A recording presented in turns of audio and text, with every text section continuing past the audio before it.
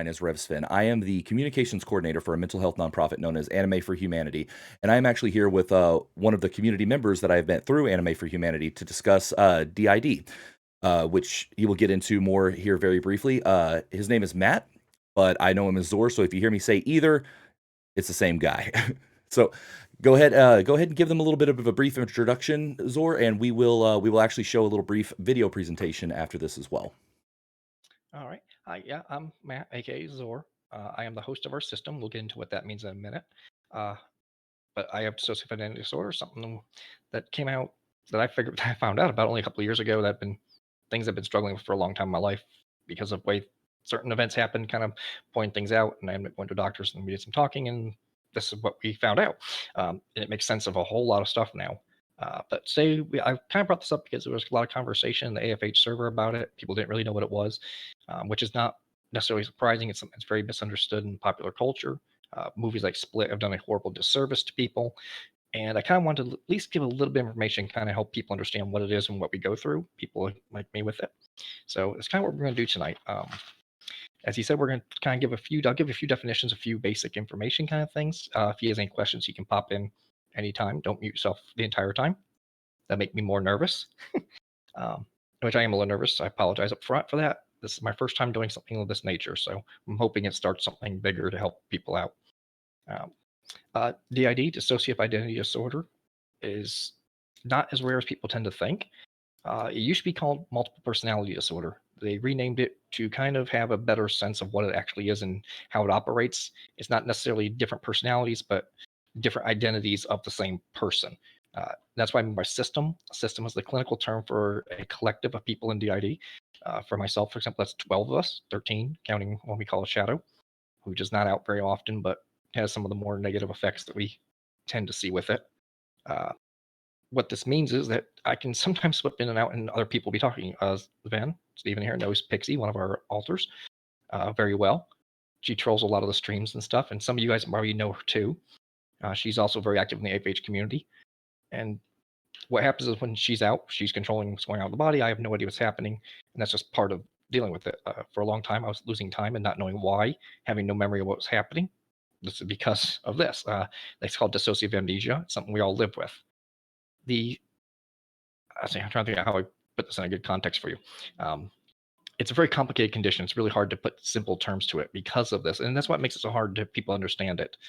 Uh, One of the most common things we get is, is there a bad part or a monster? We get movies like Split that make that the only thing people know, and that's kind of the thing really want to combat in this because you get a really negative impression of it, and honestly, it's formed because of things that happen to the person that make them more likely to be a victim of something because they already were.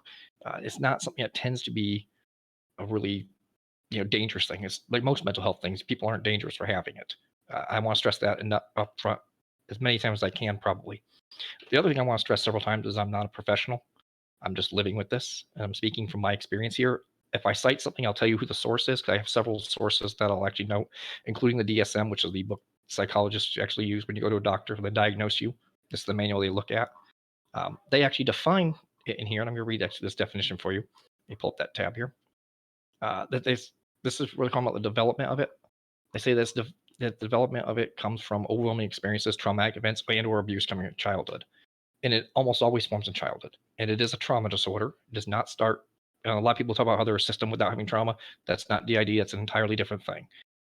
DID does occur from having something bad happen to you, generally repeatedly even. And what happens is eventually the brain can't cope with what happened, and it kind of pushes things aside and it leaves those parts behind. And we're going to talk about that in a minute when we get to integration. The video that we're going to show is really good for explaining this, probably better than I can.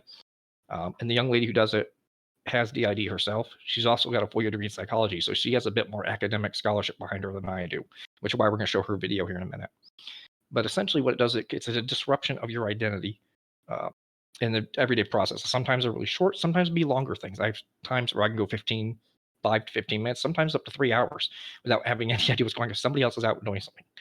Uh, that's kind of the gist of the thing in a nutshell. And do you have any questions here, Sven, before we show that video? Uh, not yet. I did want to actually, I did want to say, I don't know if you knew this, but I have actually met Angel as well. Oh, yeah, Uh, yeah. I guess I've seen some of his artwork stuff he's posted. yeah. Little side note, I'm supposed to reach out to you about getting a drawing sent to me of Zebo. Oh, um, you mind if I show everyone that? Oh, absolutely, show away. So, You guys, okay. that is actually so you know what, that does bring up a question, that I will ask after you show this drawing. I'll Yeah, explain kind of to the I people. So, I you actually you on my explain who Zebo is too. no, yeah, so okay, so I play a character every now and then on my streams named Zebo. He's like a clown character, as seen in that. And that did actually bring up a question. Mhm. Does does seeing people do stuff like that, you know, with people knowing that it's me playing a character or anything, does that do any harm to the DID community, or is that something that is kind of understood that it's a character, it's not mocking anything, it's just a character that's being played? I, Depends on how you present it, okay, honestly. Some people may have a little more trouble than others just okay, because they're a little bit more sensitive to things, but generally, no. If you are very clear about, that Zebo is a character you play on there, that's something everybody does. I mean, mhm, everybody plays imagination once in a while, everyone dresses up in costume once in a while. Doing it as a character thing like that is something entirely different. Now, if you were to try to present it in a way that was dishonestly saying, "Well, I've got this, but I don't," okay, I'm not even gonna use the name because I don't want to drive traffic to her site and stuff. But there was a YouTuber recently who did that, who faked it to draw attention and really attacked some people personally over it, trying who called her out on it, and it caused a lot of mess. Um, that kind of thing will cause problems, but typically no. Most people will understand that. Even people in the community, the DID community, who are aware of this kind of stuff more than others, because mhm, well, we live with it every day. Most people understand that that's an entirely separate thing. I mean, it's no different than a role playing game. okay. You're just playing that character on a scene. It's like an actor. I mean, no actor on TV is pretending to be like they're. I mean, and characteristically and genuinely that other person. Right, I okay. mean, I wanted to make sure, like, I kind of figured because you, Pixie, and Angel have all been by a Zebo stream, and nobody said I anything did not thus know far, he'd but been I on there until I saw that picture, by the way. but see, but I didn't wanna make assumptions, because I think that that's always important, is to not make any kind of assumptions about anything or And anybody, and it's always good to ask questions and be open and ask these kind of things. what's really fun too, and I'll make this maybe a note about doing things that you don't necessarily know about. Mhm. I have zero artistic ability. I mean, a stick figure, I've always joked, is a really, really thing. Just drawing a straight line with a ruler is a major accomplishment. Angel, on the other hand, is really artistic. He's drew this one recently off the girl in a video. Oh, wow. Thing had- and there was a doctor who gave a talk in a conference last week, and he drew that for her. Wow, that's Yeah, incredible. yeah, that's what I said too. I was like, "Are you?" He's like, "It's okay." I'm like, "Are you freaking kidding me?" I mean, that's like, holy cow, that's amazing. So, and there's a whole folder here. I mean, I've got a folder, and this is just the last month or so he's been drawing these. And Really he's getting drawn into it, huh? our bullet journal, almost every notes page thing he's written, like he's drawn things on. That one from Mr. Robot, a really good show, by the way.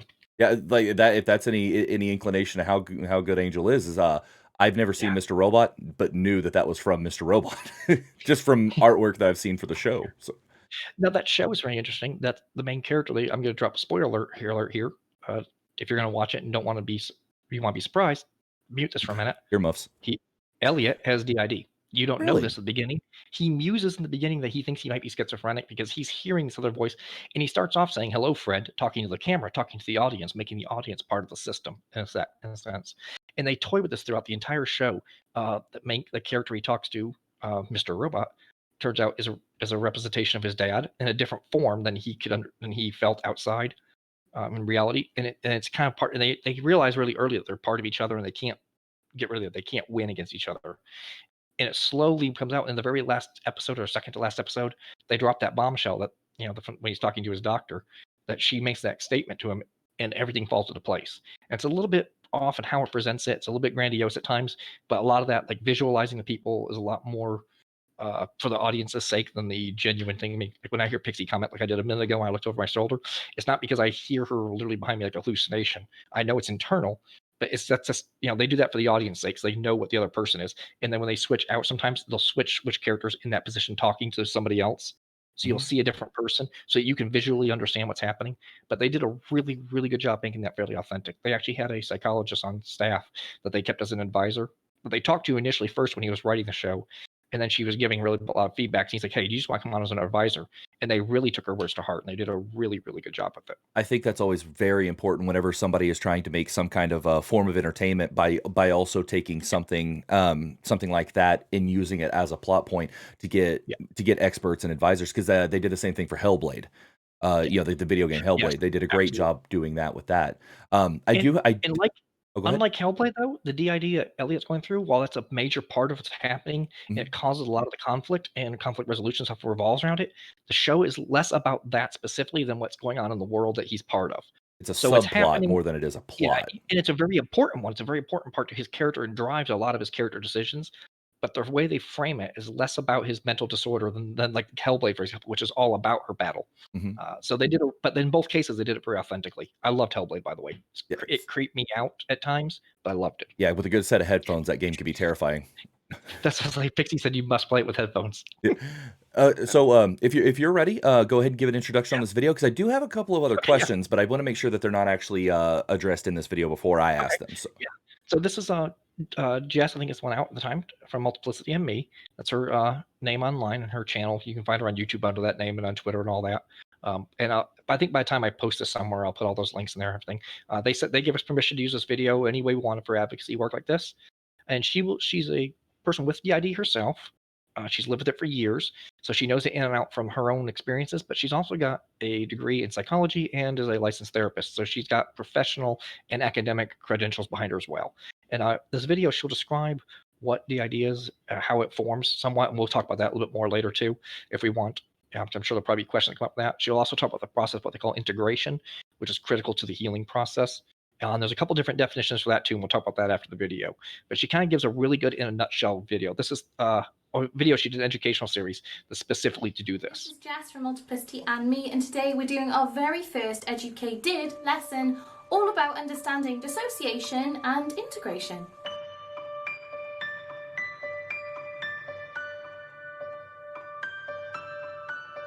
You may remember some years ago when I promised that we'd be starting this project. In the upcoming months, I had this idea that I'd like to create a new part of the channel called Educated. Yeah, I know, but I really like the name. I think it's really cool. Well, I'm sorry it's taken so long, but we are finally here. Da, da, da, da, da.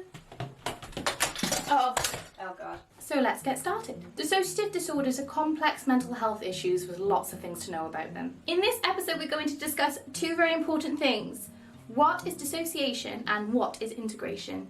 You can't even see that on the board, but I've written it. In order to understand dissociation, we first have to understand integration. In the context of dissociative disorders, integration is the organisation of all different parts of the personality, including the sense of self. Imagine your personality is an orange. See, with someone without a dissociative disorder, this is just it. This is all of you. This makes up all of your ego states and segments of the self to create you, your personality. But when you have a dissociative disorder, your personality remains in segments. Everyone is born with a huge amount of segments to themselves. So how you think, how you feel, how you do. I am hungry, I am thirsty, I need love, I need comfort. It goes on. But as you get older, these pieces of yourself integrate together and become a full orange. They become a full personality that you're kind of able to access anytime. You can access any of these segments flawlessly and without any issue because they're all kind of a part of one. They're all you. But with DID, trauma interrupts this natural integration, and so parts of this ego remain separate. In simple terms, people without DID become an orange, but people with DID remain segmented. This is the absolute basic understanding for the theory of structural dissociation, which you will no doubt hear about in future videos. Ultimately, a goal in recovery for people with dissociative disorders is to bring down the gap bring down the gap between the segments of the self. I mean, that one's going to be a really difficult gap to bring together. But by bringing down the spaces in the gap, it makes it easier for us to access these pieces of personality. In order to do that, we need to trauma process to bring down these natural dissociative barriers, which is no easy feat. So if you're used to living your life as a segmented orange, and then your choice is, well, you have to bring up all the trauma that you don't remember or you forget in order to get better, that's a choice for somebody to weigh up, and That's certainly not a decision to be made by anyone else but the person with the disorder. We adjust and adapt our personality to situations. We all get that I have a home self, I have a work self, I have a mum self, a brother self, and we've all heard people be like, you know, I have a day self and like a party hard self. I mean, within our orange, or personality, these are simply the flexibilities of our personality. We reorganize our personality and adjust to our surroundings, but understand no matter how pleasant or unpleasant a situation has been, that situation has still happened to me in that moment. So no matter what kind of part of my personality I'm flexing, that happened to me, and I know that.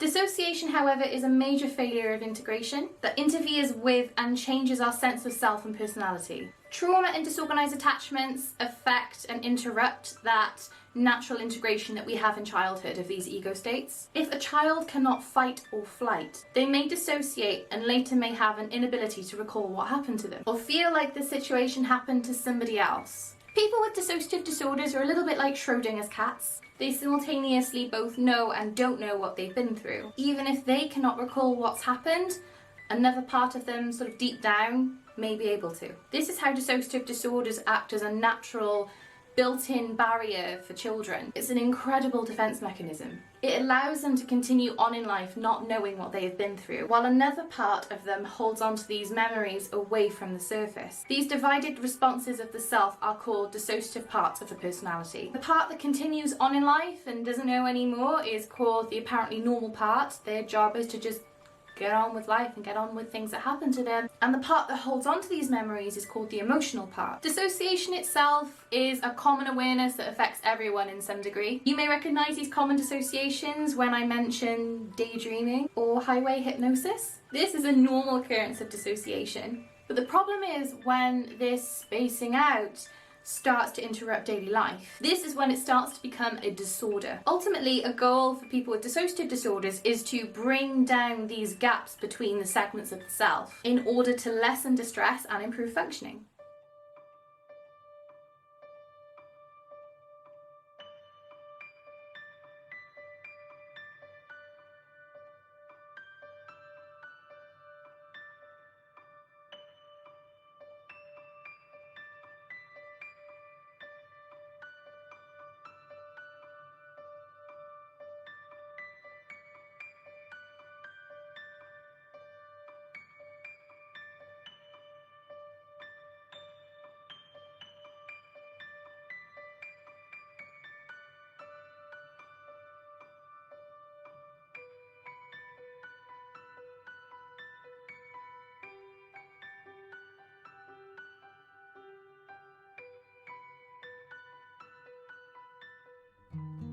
Okay, I hope you guys enjoyed our very first lesson on dissociation and integration. Our sources have been from PODS, the Positive Outcomes for Dissociative Survivors, did-research.org, and this incredible book called Coping with Trauma and Dissociation by Suzette Boone, Kathy Steele, and Onno van der Hart, which were basically the creators of the theory of structural dissociation. I highly recommend this book for not only those with a dissociative disorder, but of course therapists and anyone just wanting to know more. It's like simplistically explained, but there is a lot of information in here, if that makes sense. It's the best of both worlds. So this has been lesson 1 in our Educated project. And if you found this interesting, please don't forget to like, comment, and subscribe. It really does make a difference. And if you'd like to support the project further, we do have a Patreon page. And of course, we would love to thank all of our amazing supporters for helping us get this far. You guys are the absolute best. Thank you very much.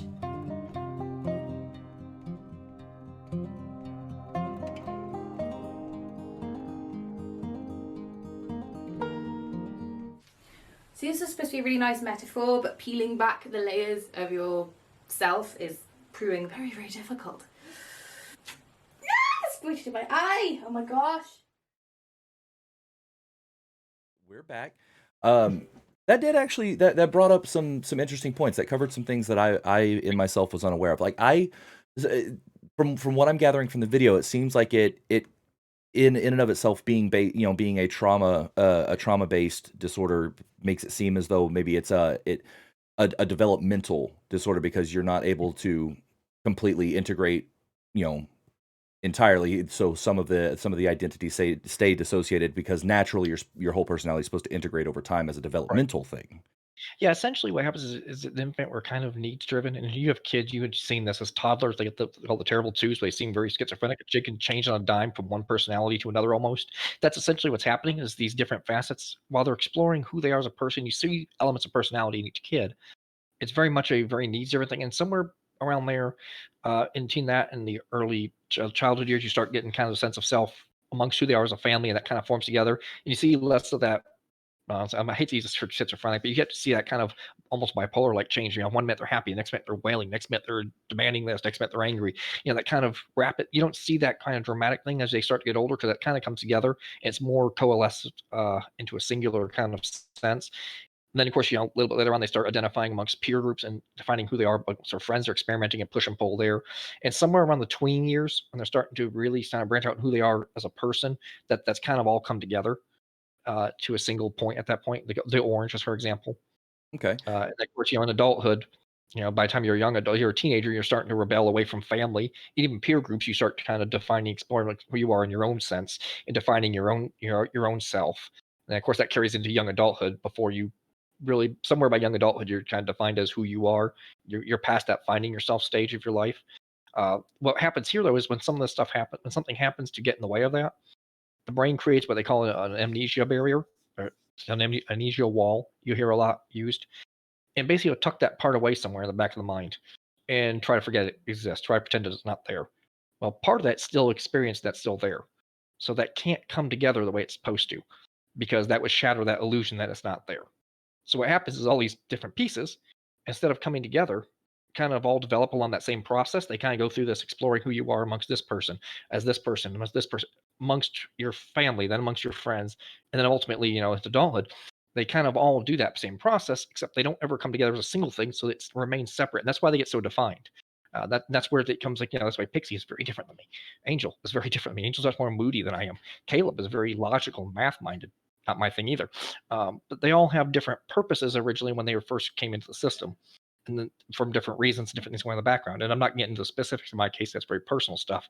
But that's how that happens. And then as they develop, they kind of take on their own characteristics because they do the same thing anyone else does. Just they do it in a different sense because they're, at least for a lot of cases, they're not entirely aware of what's going on themselves.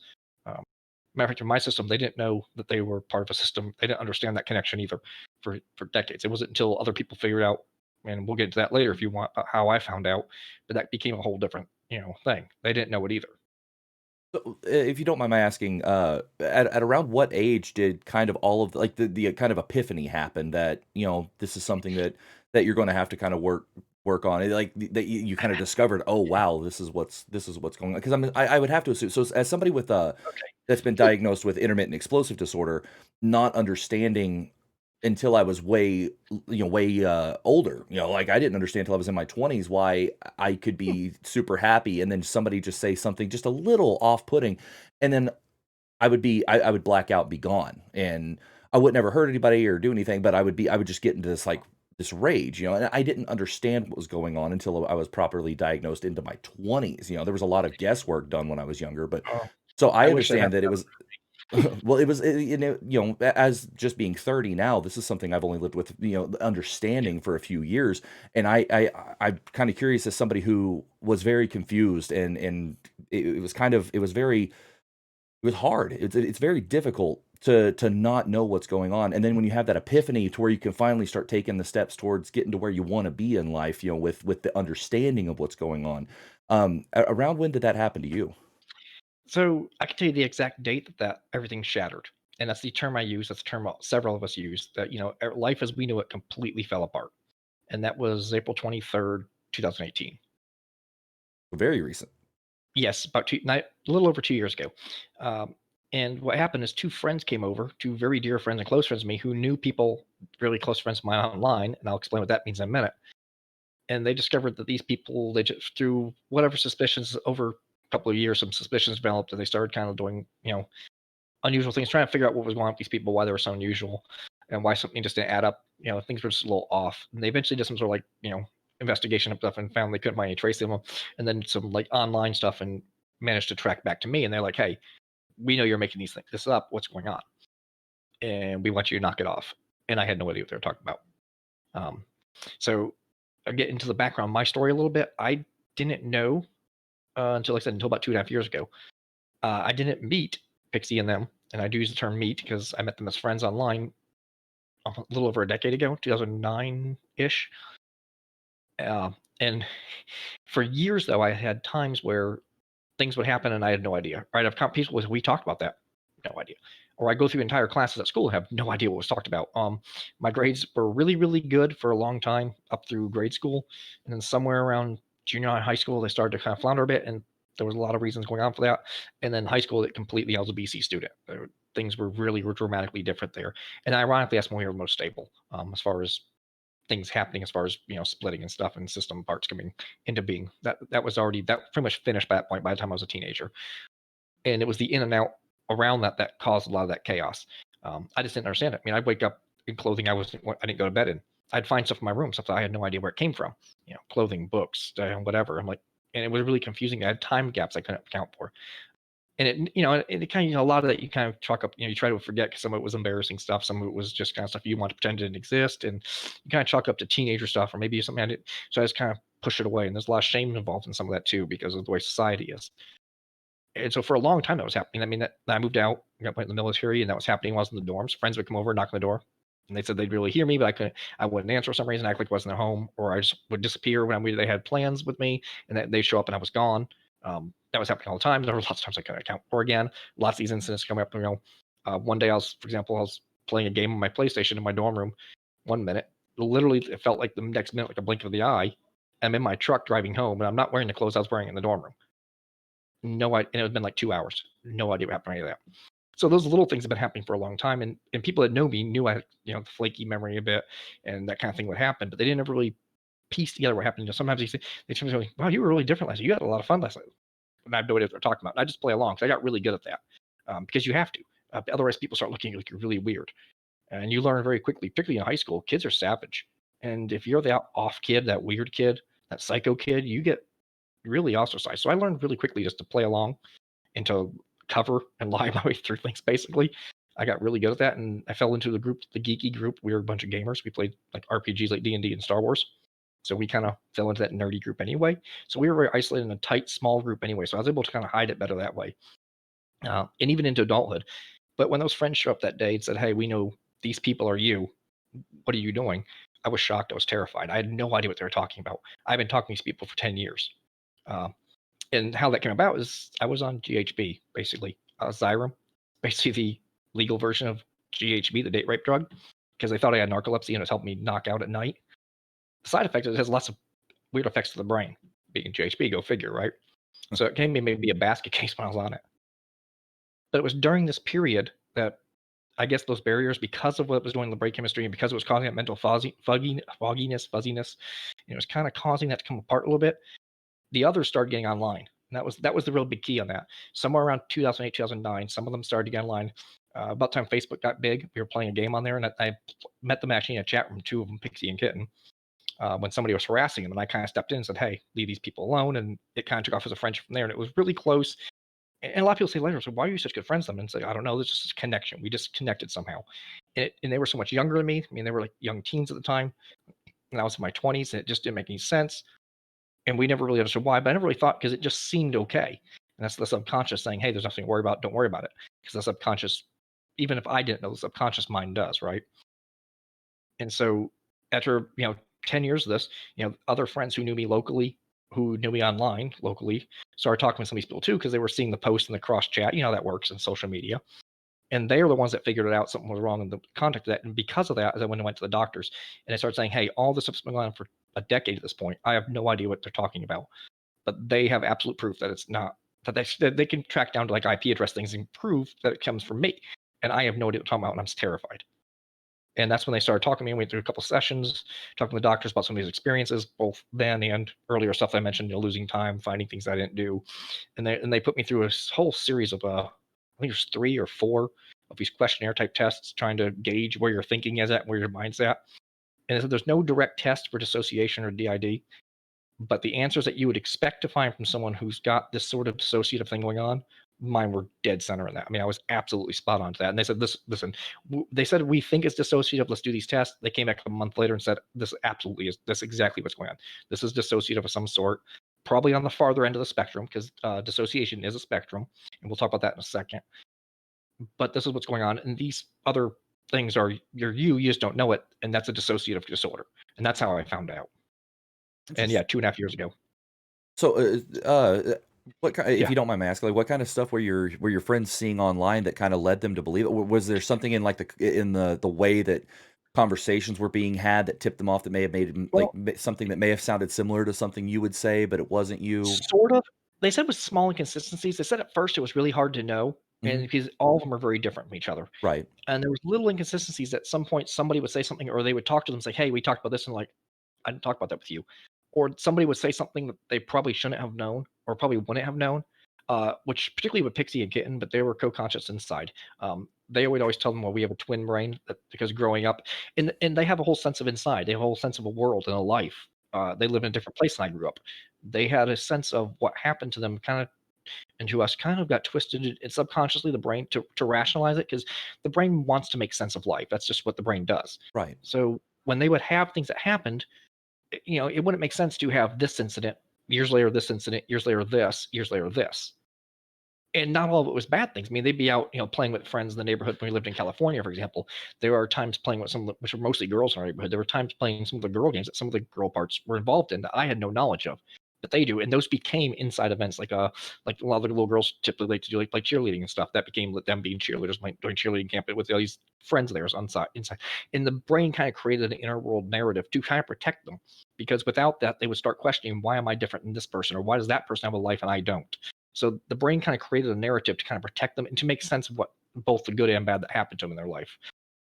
And so a lot of these little things, and two of them, Kitten and Pixie, were very co-conscious. They always, if one knew something, the other knew it. We'll get to co-conscious, what that really means in a minute. We can talk about that. But essentially, what one knows or feels, the other does. They're just aware of each other in a way. And they always joke to we're not twins, but we're basically twins, kind of the twin mind Hmm. thing. And we didn't know a term for it, and that's what they talked about. But there's times where some person would be talking to somebody and say, "Hey, you said this, but I told so and so that. How do you know that?" And after a while, small inconsistencies came up, and that started to make them wonder. And some of the things they would talk about were just really unusual or really grandiose because that's the way the subconscious created it for them, which seemed perfectly natural to them, didn't to the people on the outside. And I use inside and outside to refer to that because that's, again, the terminology that tends to be used in the community. Inside for inner world, outside for out here, Hmm. where like you and I are. Right. And because of that, those inconsistencies have started to make people wonder, and that's when they eventually, at some point, said, "Listen, something just isn't adding up, and we can't put our finger on it." That's when they started doing the kind of investigative stuff. Yeah, I've actually talked to Pixie a lot about the CoCon stuff. I can't remember what the context.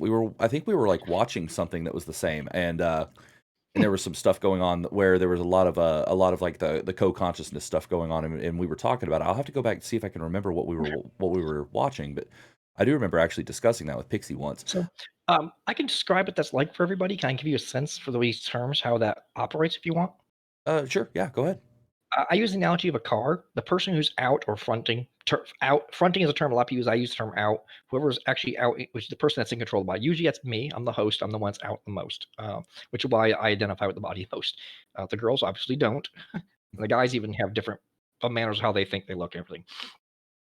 That's like being in a car and being the driver.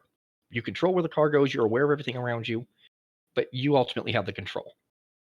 Co-conscious is like sitting in the passenger seat right next to the driver. You're aware of everything that's going on. You know what the driver is doing, but you don't actually control the wheel. You can't decide when to turn left, turn right, go straight, whatever.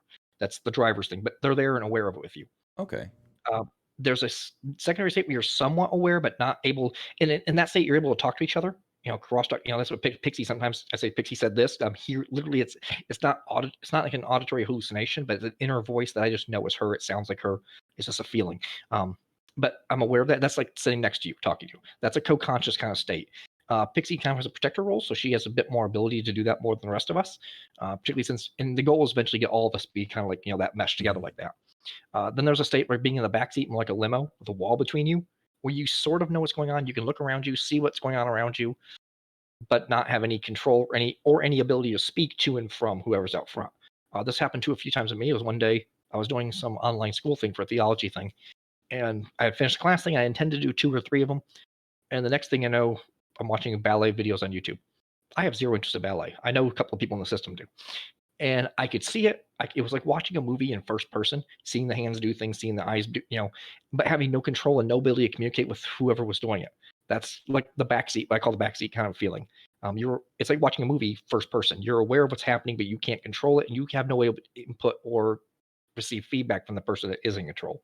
Kind of like the movie And then, Hardcore Henry. If you haven't seen Hardcore Henry, it's the whole thing is done in first person, almost like a video oh, game. It's well, okay, it's yeah, I'll check that out then, because that's very much what it feels like. It's like watching yourself in a movie without having any connection to who you are, because it's not you. It's really weird. And the first time it happened, it literally scared the hell out of me. It was terrifying. The doctor said that's just not a bad thing. It's probably a good thing. It means you're getting a little bit of connection. Some of that barrier is falling apart. And then there's the last state, which is like being in the trunk. You have no awareness. You have no idea what's happening outside. You have no ability to speak with anybody. You're just there, which is what happens most of the time when Pixie's out. I have zero awareness of anything. Or Caleb or Angel, whatever. Any of them around, I don't know what's happening. And that's the goal is to get, progressively closer to that. So that's not the case, because that's caused a lot of problems. You know, you and I have a conversation, like when you talk to Pixie and I have no idea what's been said. Imagine that in real life. Imagine talking to somebody, outside of online stuff. Imagine talking to someone in the same room, making plans with somebody and having no idea what was said, or missing half a conversation because somebody else slipped out and you had no idea how and what happened. And you just have to kind of make it by the seat of your pants. That's kind of what we do a lot. And that's kind of how that operates. I use that analogy because people can kind of understand that. interesting.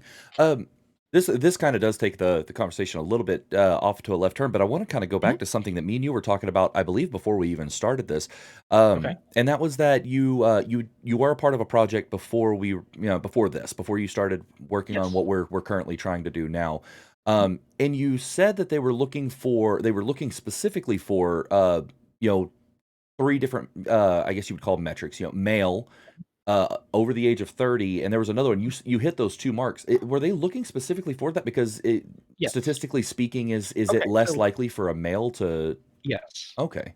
Statistically speaking, and I've used some statistics on DID in general, and this comes from several actually reputable sources. This isn't my just estimation. Mhm. There's actually, I think NAMI may have one of them. There's another one, ISSTD, the International. What was it? Hang on, I can pull up their exact name, but they're like one of the world-renowned kind of centers for study of dissociation. The International Society for the Study of Trauma and Dissociation. That's their full name. Uh, they actually have stats on there saying that somewhere between 1% and 3% of the world has DID. Okay. Which, to put this in perspective, do you know anyone with red hair? I personally know 2, and that they're siblings. Do you know anybody with green eyes? Yes. Both red hair and green eyes, not red hair and green eyes, but each of them apart, Mhm. are 1 to 3% of the population. Interesting. DID is about as common as red hair or green eyes. It's rare, but it's not unheard of. It's not rare, rare. I mean, it's not when people say it's a rare disorder, they think 1 in 1 million or 1 in 10 million or something. It's 1 to 3% of the population. Yeah. It That's, seems like it's one I of mean, those things that correct me if I'm wrong. It's one of those things. It's easier to spot red hair and green eyes because you can see it. well, and dissociation by default. And I have a quote here from a book. I'm gonna read about this in a minute, but and we'll kind of get back to that numbers thing in a minute Mhm. because 1 in 10 of DID tend to be or male. It tends to be almost entirely, not entirely female, but 1 in 10 of that 1%, 1 to 3%. So you're looking at 1/10 to 1/3 of a percent, 1/3 of a percent, And or were they that looking for somebody over 30? Because it's uh, typically something that peop particularly these days, it's more people are more aware of it. Doctors are more aware of it. Doctor psychology has gotten really good in the last 20, 30 years. So these things would tend to be caught earlier. Okay. If I were born 20 years later, I probably would have been diagnosed, around the same year, but been 20 years of half my age, because it wasn't something that was known about, and because it's so covert. That's something too. I'll get to in a second. I'll read a quote here from a psychologist that made a comment about this in a book, specifically about this phenomenon. That's very covert. The intention is to be covert. You have to hide. The idea is to hide to keep you safe, right? I Right, mean, because it is hiding a only protects. trauma, like a But trauma-based from disorder. things that happen outside, and that kind of creates a distrust and isolation from everybody. So the way you keep you safe is to hide you and pull you back from everything. The way to keep that safe is not to let people know what happened. So even when these and people ask, well, why do your other parts? And I kind of think you might be thinking this because you mentioned about this once before. Is why do they start talking to people? Like why is Pixie talking to you, for example? At some point, when those barriers for us start to come apart, and started to weaken, that connection where we started getting to know each other and we started getting close, that's eating that beer. And what's important to me is important to them because we're connected, whether or not we knew it at the time. The people who meant the world to me, these people, some really, really good friends, meant the world to them, and they didn't know why. So by meeting them, getting to know them, and being part of that, it was kind of a subconscious way of of unification, which we didn't even understand at the time. Interesting. Okay, yeah, because like it seems like a lot of this, has come in. And I understand why you're doing this project because it seems like a Mhm. lot of this is misunderstood and people don't get it. But I'm kind of curious as to your viewpoint because this is as like you said specifically, neither one of us are professionals. This is you Mhm. speaking from experience and Yeah, me speaking from somebody who is just trying to learn a little bit about what's going on. Because I have no idea anything about it, and I'm learning a yeah. lot through this process as well. Um, but do you think that having an online presence helped discover, help with the discovery and helping you get the diagnosis because of them reaching out to Absolutely. friends? Absolutely. And like I said, I was on that medicine for about 10 years, that Xyrem, Mhm. and the doctor who finally determined it wasn't narcolepsy took me off it because even before she determined that, because she said, "We just don't know the long-term mental health effects of this. This causes changes to your brain chemistry. We just don't know what those are over long term, and you've been on it the max dosage for almost 10 years." And I was glad she got me off because it also ended sleepwalking, it ended some of the weird dreams. It had a whole list of side effects that were its own problem. But part of that, in doing that, by being on that so long, I got off that in, trying to see, I was on 2004 to 2014. So right in the middle of that time is when the altars started making their presence more known. Things started to get more overt, which it wasn't necessarily. I say more overt. There were times they were absolutely overt. There were times they were wearing things that I would never wear, doing things I would never do, and we were passing off as just quirky or just odd or I don't know why I do that, but I do, kind of stuff. But that's when they started identifying in their own identification. Pixie getting online, particularly on Facebook, and playing that game with me after meeting them in the chat room and chatting with them and stuff, and emailing each other. That was, a different step on that. And I think that was partly because of that medication causing that barrier to break down. And part of it too, the subconscious finally felt safe to be able to do it too. I was in a different place in my life. I was far removed from any of that kind of stuff that was ever problematic or stressful or anything in the past. So it wasn't, the fear aspect was partly gone too. Those barriers had been weakened partly by the medication, partly by time. And it was just kind of the perfect storm thing. Uh, and I told friends who discovered it, listen, it's like, this was really hard for you guys. And some of them don't want to talk to me much at all anymore. Some of them don't have anything to do with me at all. They got really hurt by it and felt betrayed, especially in the beginning when they didn't realize they thought it was all on purpose. And some of them never got over that. But I actually told a couple of them who apologized later, saying, "Listen, we shouldn't have reacted strongly the way we did. We're sorry. We're still not good friends now, but at least we're civil." It's like, listen, I understand how hard that was for you, but I really am glad that you found out the way you did because you were able to help me. I mean, Yeah. now I'm aware of it. Now I can start working on it. Where before I had no idea. So it does, help in that regard. So yeah, in a sense, I mean, it was terrifying. It was traumatic in its own right, but I'm glad it happened. Yeah, because the first step to kind of recovering is recognizing that there's something there, right? Like, Yeah. and Well, and this brings me to another quote too. We go ahead and finish that thought, and I'll read that quote to you next. That touches on that same thing. okay, yeah. But and that answers all the questions I have up to this point, except for what I have for the I kind of have reserved for the open-ended Q&A. But Okay. that does kind of clear up the questions I had just from the conversation we've had so far. Yeah. This is a statement from R.P. Clough's book, A Clinician's Understanding of Dissociation. And this is a psychologist named Paul Dell. This is a quote. This is his exact quote. So I'm going to said, "My own studies on the nature of history of DID indicate only 20% of DID patients have an overt DID adaptation on a chronic basis, and 14% of them deliberately disguise their manifestations of DID. We fall into both those categories at different times in my life. Only 6% make their DID obvious on an ongoing basis. 80% have windows of diagnosability when stressed or triggered by some significant event, interaction, situation, or date. Therefore, 94% of DID patients show only mild suggestive evidence of their conditions most of the time. And yet most DID patients will acknowledge that their personality systems are actively switching and or far more active than what appear to the outside surface." So essentially what they're saying is that 20% of people have overt at some sort of regular overt statement through most of their life. Only 6% make it overt on an ongoing basis, on a regular daily basis. We're not even to that point, even knowing what I know, and a lot of times when the others are out, they just simply cover. They simply take notes of what happened, leave notes for us. Our journal, we use our journal a ton. We have a notebook. Matter of fact, this one's almost full, but this is my fourth notebook like this since I found out in 2018. We have filled well, yeah, this is book four. We have filled four of these. Wow. Well, in a few to years. be fair, 2 years is still like that's a relatively short time, and so at least making the Yeah, strides that you have is good, and then working towards it, you will eventually get to that point. It's just like, in the grand scheme of things, 2 years is a really yeah, short it is. amount of time. But I also had the advantage of that, what I call that shattering, that moment when Mhm. everything I knew about myself was completely wrong and dramatically wrong, and everything I knew about all these friends were me. That kind of jump started that because we started off with we have to understand why this is the case, not who are these people and are these people even there. I already knew they were there. I've been talking to them in some cases for 10 years by that point it happened. So I already knew that was there. And once I was aware of how it existed, then it became a matter of if learning what the underlying foundation of it was. Okay. So I Interesting. kind of had a jump start on that. That definitely I mean, that definitely seems like it helps, like, it feels like you almost kinda like the pieces fell in place for you to be able to kinda get that going in the right step from kind of one central focal point, or as you call it, the shatter. Yeah, and like I said, I knew Pixie really well. I mean, she was like a little sister to me by that point. I've been talking to her for 10 years. I mean, I knew her entire life story inside and out from talking to her. She knew a lot about my background and stuff. I mean, we talked about some really, even some of the hard things they went through as they framed it internally, as they understood it. We had I've been aware of. I mean, so it wasn't like I didn't know them very well at this point. I mean, they were very intimate, close friends of mine. So when that happened, I was like, wait, what?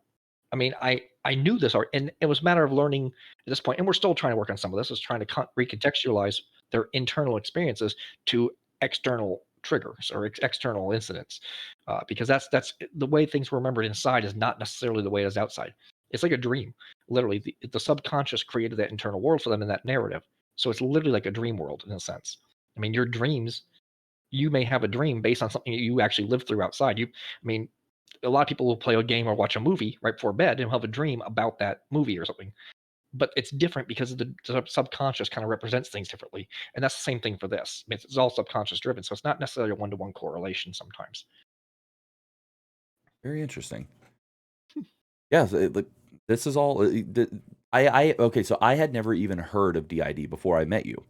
So all of this, again, coming from somebody Right. that's completely right, yeah, somebody that is completely understand. I think I knew you and Pixie for a good 4 to 6 months before anybody even told me. How did you? She used my account for the longest time before she made her own. How did you not?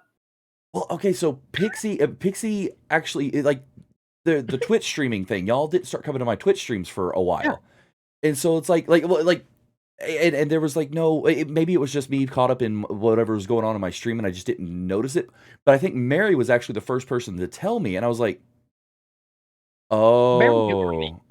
What's that? Mary knew very early. And Mary, God bless her, I love Mary. She's one of these people that you just feel a certain presence around. And this is how I found AFH. By the way, I'm wearing their shirt for those who are curious. You get those. They have their store on their website. You can go find these. They're awesome. Um, I found your guys' booth completely by accident. We were at a convention in Dallas, and there's one we go to. They have two a year. We usually go to one, if not both of them. And we have to go there, and we had gone through whatever line for autograph. And I got to go to the bathroom, whatever. And I was coming back, and I saw the booth, and I was like, oh, I haven't been huge in anime like I was earlier, just because things around life hard to get to, whatever. But I figured I'd take a look at it and see what it was, just because it caught my attention. Something just really kind of pulled. So I went over there, and she was the one there, and I got the little packet where I got the little poster behind me up here. Mhm. That's where I got that from, like the little buttons I still got. I mean, Yep, the I have all anime that stuff. therapy kits. I have all that came in that little kit. I have pretty much all of it. Matter of fact, my wallet over there has got the little Pokemon card. Even though I don't play the card game, the little energy card A good that's over there. The representation. It's bookmark. not, yeah. Yep, all that stuff's in there. I kept all that stuff. That tells you a lot about me right there, right? And I've kept all this stuff, but I mean, it's all scattered around my desk. And so I was talking to her, and she says, I was kind of interested, and she kind of described what the group was about or something. And she made a question. She asked a question in her statement. I think it's a statement she did. Said, everybody knows someone who has some mental health struggle, don't you? I mean, or is it, everyone knows someone has a mental health struggle, don't you? And I don't know if she meant that as a question, as in, don't you know someone? But the way it came across, and Pixie jumps like, oh my God, how does she know? Oh. And she literally, and I kind of turned, like, I don't know. And Mary kind of gave me a weird look. And I was like, so I told her there, and that was the first person outside of like close friends to know. She just has that aura. You felt safe around to be able to disclose that. Mhm. And I was like, okay, obviously something's really interesting with this group if people like that are hanging around it. So I went home, and we got home a few days later, and I went and looked up online from the Discord, and that's where I got on there almost immediately. Mary is definitely one of like she's almost like a mother figure of the group, you know, because she is so caring and so loving, and Yes, meeting her in she really person was the same. You know, it's like a lot of people have that like that online identity that's slightly different from what you get when you meet them in person or talk to them face to face for the first time. Not Mary, not no, she she's the I, exact same loving person. we started watching her stream shortly after that, and we have our Amazon, whatever Twitch, thing, and that's Mhm. because we've been there since the beginning at this point. So Yeah, she's amazing. I yeah, love her to death. She yeah, we try to catch her stream as often as we can. We're big fans of her work. if you don't mind my asking, do you what convention was it in Dallas that you were at where you met her? Fan Expo. Fan Expo? Oh man, we were supposed to go. We were supposed to do. No, we weren't good. We had contemplated going to Fan Expo, but we were going to do the Acon DreamHack combo this year because they I were want doing them together, and then they had to Yes, I was cancel. really tempted about that, but it's really hard to get there. It's kind of expensive to drive all the way there, and since because the only reason I thought it was narcolepsy because I had random blackouts, I literally just completely lose consciousness and fall, even mid stride. So they thought it was seizures. They rule it out. That was something else. Eventually got to narcolepsy. That's what they thought with for a long time. But because those aren't entirely under control yet, we're thinking they're dissociative related because they've actually got a lot better. The longer I've been with the doctor. Uh, but because of that, I don't drive, so getting to Dallas on my own is really, really hard. And of Understandable. course, my wife has no interest in anime and stuff at all, so it's really hard to try and talk her into going to this anime gaming convention. Well, it's all about LAN parties and anime, two things that she really doesn't get into. So it's like I'm going to work on that one because I would love to go there sometime.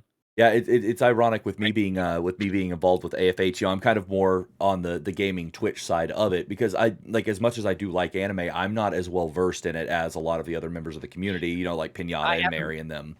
Yeah, they're a lot more than I am because a lot of stuff. I watch a lot of the old stuff still. Yeah, I mean, Cowboy Bebop's I still my favorite. I just picked up Record of Lotus War on Blu-ray. It came out late '80s, early '90s. Oh My favorite wow, all-time was Robotech. My name Zor comes from Robotech. I mean Macross. So I do like I remember Robotech. watching it. I've got all that on DVD too. Nice. I wish I could turn my camera around, but above me up there is a whole collection of some of the vintage toys, and across my computer room, I've got all the original RPG books, all the novels, and a bunch of collectible Macross Robotech stuff all over there because I love it. It's just that's what got me into anime in the first place, and it's always got a special place in my heart. Nice. Yeah, That's see, where the name Soul comes from. It comes from Robotech. and see, I do enjoy anime, but I'm more of like the gaming side. So like for me, having that mixed with having Acon mixed with DreamHack, you know, because DreamHack is like a big esports expo, you know, Yes, it is. and Yeah. my first time actually working with AFH in any capacity was me and my friend and Angry Dwarf King actually volunteered to go to DreamHack Dallas last year, And then, and of course, well, well, last year it was still there. this year's didn't go, isn't it? Yeah. Right, right. Yeah, we went down and worked at the booth with Arimi in DreamHack I'm gonna be Dallas able to last go year. sometime. What's that? That's one of our goals. Sometime get a chance to hang out with her. So next time we're down in Dallas, we'll try and make that happen. Oh, and you know, she's from there, so she could take you to all the cool places. Yeah, that's But our goals. Hopefully next time. yeah, I mean, hopefully once things clear up, we and then we can meet in person. Which I mean, Arkansas is not very far from me either, so it's like, Yeah, we're almost neighbors. yeah, I do a lot of traveling whenever I have the money to do so because I like to meet people in person for the first time. And so I would love to next time I actually get to travel. Yeah, I think my next plan is actually to go to Iowa because a lot of I have an unusually large concentration of friends in Iowa, and I can make that trip through Arkansas on the way and stop Yeah. and at least have Well, if you lunch do, or let me something. know. Yeah, Absolutely. we'll absolutely do that. Um, so, what other questions? I'm trying to remember where we were at here exactly. We got sidetracked again. Oh We're yeah, really good at that, by the way. that's what happens when you become friends, right? Right. But Yeah, pretty much. at this point, all of my questions have been cleared up to this point. Like I said, I do Okay. have a couple that I want to ask during kind of like the more open Q&A towards the end, Okay. but they're not relevant to kind of where we're at in the discussion at this point. All right. So we gone about the whole definitions thing. The video went really. Oh, integration. There's two Hmm. real keyword ways to take that word. And the doctor scared us when he first used it because we took it the way, kind of fusing everything together. And I don't know if we're ready for that yet. Um, the general sense is kind of making everything into a very co-aware state, where one person's out, I'm aware what's happening. When they're out, they're aware what's happening when I'm out. So we're all kind of more functionally aware and coexisting more on equal terms. So where everybody's got more of a fluidity amongst us. There's that sense of it. The other sense is I usually use the word fusion instead of integration to keep it me confusing, and that's where two parts kind of become one. In a sense, It's kind of like Steven Universe that people like to point out a lot in the community. I've never really seen a whole lot of it, but I've seen some of it enough to know what they're going on. Mhm. But where two of the people kind of become one person, where both people are there, fully aware and fully present, but yet they present as a single person with the memories and abilities of both. That's the other term for integration. That's a more of a final, or we tend to use that as a fusion. Final integration is usually when the last or all final parts do that. Okay. Sorry, clear my throat there. Um, and I don't know that we're ready for that. Our goal is not that at the moment. Our therapeutic goal is to get better integration, better coexisting or cooperative coexistence. But our goal is not to have that kind of final push right now because we're not. I don't know we're ready for that. We don't know if we ever are or will be. I mean, that's a really scary thing when you start looking at changing fundamentally who you are for any of us. I mean, if like Pixie and I were somehow to have that kind of fusion thing, it wouldn't be all Pixie or all me. It'd be something completely different between us. I mean, and it could be extremely one way or the other. It could be 50-50. I mean, I mean, it just happens. And our goal is if it happens naturally, we'll go with it. But that's not where we were pushing to. But that's one of the two definitions for that word. And we tend to use integration and fusion to kind of keep those clear. I was about to say it's more She like used a cooperative integration versus a fusion integration. Right. Yeah, and the cooperative, I call it a cooperative coexistence. Mhm. That's kind of what our bullet journal here is all about. I kind of showed those pictures earlier, but without getting too closer, I can see I got a whole weekly thing. I got all our weekly chores. I got times lit out. That's this week's not a really good one. There, like that last week, where from my perspective, being the host, I can note times when I notice people are out, when I've lost time, as it were, and I kind of note how long it is each week, and somewhere between 40 and 60 hours a week. It depends on the week. But I can get a sense, and it gives me an idea of when I'm aware of that happening, when I'm not. Uh, as most of the time, I'm not aware when they're out. That's just how it is right now. So you said 40 to 60 hours a week Yeah, is when somebody else was out? yeah, So typically, how does that anywhere affect from 7 like a to 8. work life? Yeah, and that's what's the thing I want to get into living with it. Well, because of the blackouts, I'm not working. Okay. And those randomly started right. They put me out of the military. They thought it was seizures at the time, but right, they gave me a shot for something, and within 2 weeks I started having random blackouts. So they thought it was related to that, and it very well could be. That may have just been something that triggered something in the brain chemistry. That's because one of the things that people talk about was DID real or not. There's a lot of controversy about that sometimes. One, it's in the DSM, and it does not end up in that book without having concrete science behind it. That's Exactly. the literally the book that psychologists use to make diagnoses from. They don't make a diagnosis off that book if they don't make an addition to that book or change that book without concrete science behind it. So yes, absolutely it is real. Mhm. It's not just made up to sell books. Um, and there's even MRI evidence. There was a TV show, Many Sided Jane, on A&E a couple of years ago. It was like a 6 or 8 episode thing. She has DID, and they were kind of showing it, and at the very end of it, she had an MRI, and they kind of triggered a switch and could show distinct changes in brain activity. So we know for a fact that there's scientific evidence behind it. And that's one of the things, that kind of we get to deal with is when that happens, when that shot happened, maybe it triggered something, and I don't know. It's very possible that's what caused it. But because of that, because of that blackout and not being able to drive, I don't work. So that's kind of handy there. But it did cause problems at work. There'd be times boss me to do something. It's like, well, I did that. It's like, no, you didn't. I'm sure I did. You told me to do it. I'm sure I did, and I didn't. Or I had done something I didn't realize that I go to do it and realize, oh, it's already done. Who did that? Like, oh, you did that. I did. Okay, well, move on. I mean, which made, but I was in supply in the military, so we had a very regimented system for things, Mhm. and that kind of helped keep that track a little bit. Because no matter what I was doing, if I find myself just suddenly somewhere, I just start looking at what was next on the list and just doing it. It just what you do. So it wasn't, but it did cause problems in a later job when I got out. I tried to work at another place as a warehouse manager, and that kind of inconsistency caused problems. Lack of time thing caused problems. Yeah, So I yeah, mean, it yeah. does. I Definitely mean, understandable on that. It that's it why I keep seems a like bullet with journal. the military regiment and thing, and a lot of the other things we've discussed, it seems like it's just like there were a lot of things that kind of played out to help. With the online thing with the friends Mhm. and the regiment and stuff with the military and all that. It kind of seems like you had a lot of cards in your favor going into that moment of the shatter that kind of helped along the Yeah, way. So that it seems like there was just like something out there looking out for you, to kind of help. yeah. I got out in 2002, the end of '02, when all that started happening. Is early and mid '02 is when that started happening. They put me out by the end of the year. And it was 6 years later that I started meeting Pixie and talking to them online and stuff. And then 10 years later that all that happened came apart. So I kind of had a lot of airtime. And there was times my wife get home from work saying, "Well, what'd you do today? I've been gone." And you up 6 hours, and I can remember like an hour or two. I have no idea. Well, you didn't do this. You didn't do this. What did you do? Is like, I don't know. And that's the kind of reason when I realized what was happening, I started doing this. I probably should have started on the bullet journal a long time ago because I put certain chores on certain days and I just do them on that day. And then if that routine gets thrown off, it's really weird. It's really hard sometimes. It doesn't always stay that way, unfortunately, but we try. I mean, Not to make you, yeah, I mean, not to make you feel old with this sidetrack, but you got out of the military when I was 12 years old. But I can think of some choice words, but we're trying to keep this family friendly. you know, I love you, but no, so that does kind of bring up another question. Pixie said you're right. He's an old man. But another question that does kind of bring up is, you talked about the initial diagnosis of narcolepsy and stuff like that. Before you kind of had the shatter, the realization of what was going on, did you ever feel like consistently or chronically lethargic or tired because somebody else Yes. may have been out while you thought you were sleeping, or Oh, that happens a lot. does it? Not so much now, but it did. I mean, there were times where I go to bed.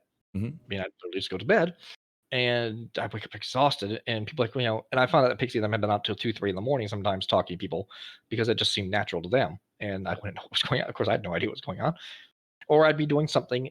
And one of the weird things is when we're both on at the same time, uh, we'd be having like in the game. We used to play a game on Facebook together, and it wasn't an instantaneous thing, but you could do something and have a real time effect almost immediately. And there was a chat there which had a time log. So then one of us would say something a minute or two later, somebody else would, and that back and forth. One is really exhausting when that happens. It doesn't happen a ton of times. Most time it would be one or the other of us, but there's time when both of us there. But time kind of gets compressed when you're in that kind of state because you're aware of a minute or two here, 5 minutes here, 10 minutes there. So what you think of as like 30 minutes, you think is like fluid, 15 to 30 minutes. Your clock has really just been an hour. Kind An of hour like and a half. almost kind of like getting lost on the social media thing where Yeah, it's like you're like, okay, I've been online for, yeah, perfect example. that Last night I is was the playing, association thing. yeah, well, like last night I was playing Smite with a friend, and I ended my Oh, I stream at saw your like post about 1. that being on real late. Yeah, I think my buddy was like, "Oh man, I need to go to bed," and I looked up and it was 4:30 in the morning. I'm like, "Oh my Holy cow. god, like we played 2 games. What on earth?" Kind of thing. So, Yeah. Well, that's kind of the everyday dissociation kind of thing. I mean, you were aware of what's happening, but you weren't. It's kind of like driving on I'm sure living out in a rural area, you've driven down some roads where there's really just nothing to look at. You've driven them so many times that you just know the route. oh yeah, And there are sometimes you'll drive it and realize that you're making a turn. You realize that you've just driven the last 10 miles and don't remember it because you've just done it. oh That's yeah. that's the standard level of dissociation. Remember earlier I said it was a spectrum. Mhm. That is the common everyday dissociation that most people have. Daydreams, highway hypnosis. I think both those are mentioned in that video. Yes, Those they are were. common everyday dissociations. Everybody has that at some point in their life. That's just normal. Uh, kind of dazing off in school and just kind of zoning out. And one of the teachers just, I mean, I had a teacher in high school, Mr. Marsh. I'll never forget this man. He was like in his 80s when I had him. He would talk like this the entire class, monotone. And we had 50-minute classes my freshman year because the way our schedule was structured. Even I had trouble not falling asleep in that class. It was horrible. I love the man. He was a great guy, but his classes were so boring. And Bueller, yeah, Bueller. very much like that. But picture like an 80-year-old man doing that. I mean, it was that and monotone like that. It was horrible. And you'd find yourself, you can kind of look at the page and then blink and realize, thinking you just looked at it for a minute, but you realize it's been like 15 minutes. That's standard. That's normal dissociation. Mhm. Everybody does that. And then it kind of works on a spectrum where it gets more severe to where time's happening, other things are happening, things that are beyond the usual scope. And you can have dissociative amnesia, dissociative fugues, where you can kind of even people have been known to travel one city to another and not know how they got there. That's a more extreme thing, but without having the identity, whole different persona thing coming about in it. DID tends to be on the very far perspective of that, sorry, end of the spectrum of that. There's actually a video about that that's really good. Probably should have put in there too. I don't think I could get it to you now. It's probably a little bit late, but Well, maybe like I'll you do that said, for a this later I was about video to that say we this do. is the first of a series of stuff you're going to be working on. So there will be use that as That was my motivation to hope. keep it Yeah, going, right? that's kind of what we're hoping. Well, And I maybe I'll believe use this that is one then. important. As somebody who got into the work with AFH that I've gotten into strictly because I want to see the breaking of the stigma with stuff like anxiety and depression and schizophrenia. I think it's important for any kind of misunderstood disorders or mental illnesses or any of those things, to have the stigma broken down and be educated on, because I feel that the media today portrays, like you said earlier, with Oh, so that. fear. You know, like it's like mental illness is always the monster, or a disorder is always the monster. It's like it's kind of a bittersweet thing for me, because I'm a huge fan of Bloober Team games, Layers of Fear, Blair Witch, Observer, and it seems like there have been a couple of games where it's been like, well, mental illness is the monster in this, and it's like that's kind of counterintuitive to what I want to do, you know, and it's like, There was actually Split made a lot of people really, really mad. I'm trying to see if I can pull up those quotes. Somebody made a quote about things that you don't like. The worst thing you can hear from your mental illness. Oh yeah, we had one. I think Angel put it in there. Like, do you control the dangerous one, or do we need to keep people and kids away from you? Split was one of those movies that put that, because they actually said, unlike playing, well, he has multiple personality. They literally said he has a DID. They used that specifically, and they used some of the right clinical language. And then they tried to portray it in a very, very outlandish way. they Some of vilified the it. stuff wasn't terrible, a bit extreme.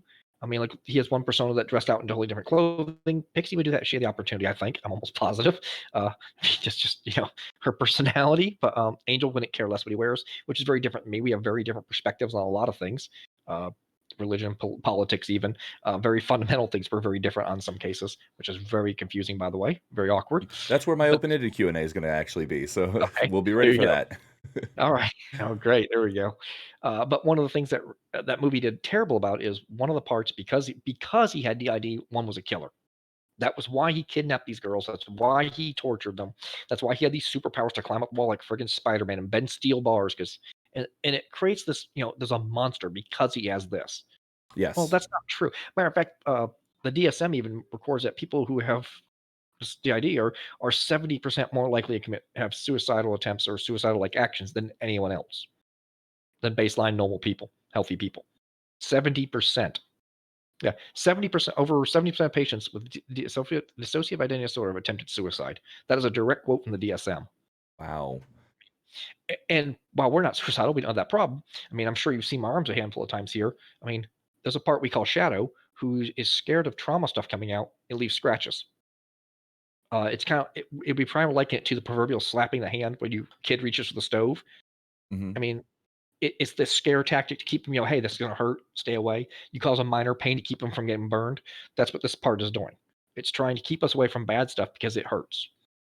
I mean, it's not suicidal, but we struggle with this. I mean, this is not a healthy way to deal with pain and bad stuff. I mean, this is not good, but we had struggled with it, and you really can't see the darker skip. But all around that part of the armor is darker because it's been going on for almost 2 years, almost early on. I mean, that's just part of the struggle of it, and that's the reality. Is that the people who have that kind of reaction are more likely to be hurt than to be hurting other people.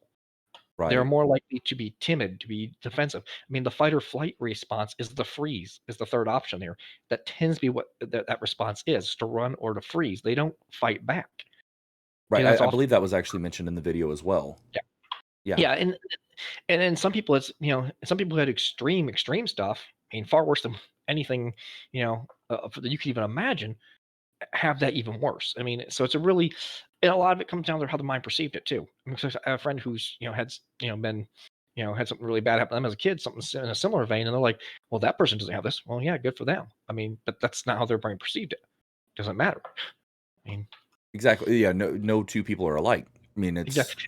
And that was what makes DID really difficult too, is because no two people are alike, no two systems are alike, no two exact ways it manifests are alike. You can get 10 of us in a room, and every one of us will have different degrees of dissociation, different degrees of triggering, and different types of expressions of it. Even the very nature, to some degree, will be very different, because every system, every experience is different, every system is different. Even if the experience were the exact same, if you had two people go through the exact same thing, they could perceive it totally different and just respond to it totally different. So, which is why it's so hard to diagnose. That's probably why most people. I was very fortunate because of how we found out. We didn't have a misdiagnosis early. We were told right up front, hey, it's this. I mean, a lot of people get like borderline personality disorder, which is really just not regulating emotions very well, mhm. or having schizophrenia, or any number of other bipolar type. And a lot of people, the average time is like 10 years, I think, before you get. And again, that comes from not NAMI, it's one of the other mental health sites, but this one thing you get like 10 years is what most people go through before they get the correct diagnosis, because it's such a misunderstood thing. And it's so hard because, like that quote I read earlier, it's very covert. Only 6% of people are actually very overt with it. Right, which is Hard to find. a tremendously small number considering especially considering how few people how statistically That's speaking, rare it 6% of is. the 1 to 3%. Exactly, yeah, so that's a very small number. I mean, divide that by 6, you're looking at 1/6 of 1% to 1/6 of 3%. That's a tiny number. Very tiny.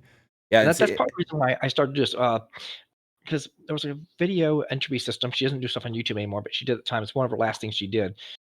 She said she was looking for people, male, certain age, and people of mouth or people out of the U.S. Any of those three, and we were able to check two of those boxes. So we took part in that, and in that video, it's kind of like it dawned on me just how rare we are amongst a fairly rare thing anyway. But also, what struck me is there was a couple of us of male body there. We're not alone. We're not. And there was a DID conference last week that we were able to attend online, and there were hundreds. There was like 200 people in there, and and that's we're one of like, the most important things with any kind of so thing mental uh, is that not being conference alone.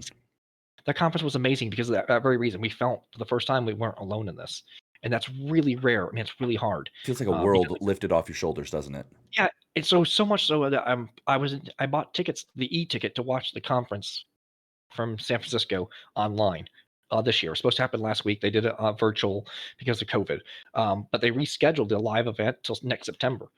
I'm seriously considering flying to San Francisco to be there in person because it meant that much. It was so powerful. I mean, in some of the talks, really didn't a whole lot. A couple of them, one of them, the one that Angel drew that doctor, the picture of that doctor. I mean, he watched the recording of it, and it really touched him. It really got to him, which was great because he's one of the ones we have trouble with that. But seeing all these different people and they made a Discord, a bunch of the fans, a bunch of people who were involved with it, a bunch of the fans of people who were presenters there. Nice. Multiplicity Me was there, for example. Entropy was there, for example. And so you get a chance to talk back with them sometimes, see their presentations. And a bunch of us in the community created a Discord, and we're all in there now. And they're talking about monthly meetups online on Zoom or something, so we can feel connected and not so alone. And it dawned me, is like really how strong that isolation really is. That's part of the reason why I want to use this to kind of springboard off into maybe doing something fairly often, maybe once a month or something, Yeah. because it really needs it. Yeah, and that was that was the whole foundation of AFH was this idea that so many people felt kind of isolated in in these kind of niche communities with the anime, the video gaming, cosplaying, and that bridging that gap and finding out that you're not alone could be the best springboard into to getting any kind of help or just if nothing else feeling better because Yeah, isolation is the worst when it comes to these isolation is the things. mind killer. I know the Mhm. comment in Dune is that fear is the mind killer, but isolation really is too. Um, and that's a really hard thing. And that's one of the things that we struggle with. We mentioned about living with it. How do I cope with so many hours at 6 to 8 hours a day being missing? It's that's a really hard thing. How do I cope when friends around who don't know what's going on see this kind of erratic stuff, particularly now because it's more pronounced now that we're aware of it. We're trying to work on these things. We're trying to get towards that more coexistent kind of status. It's harder.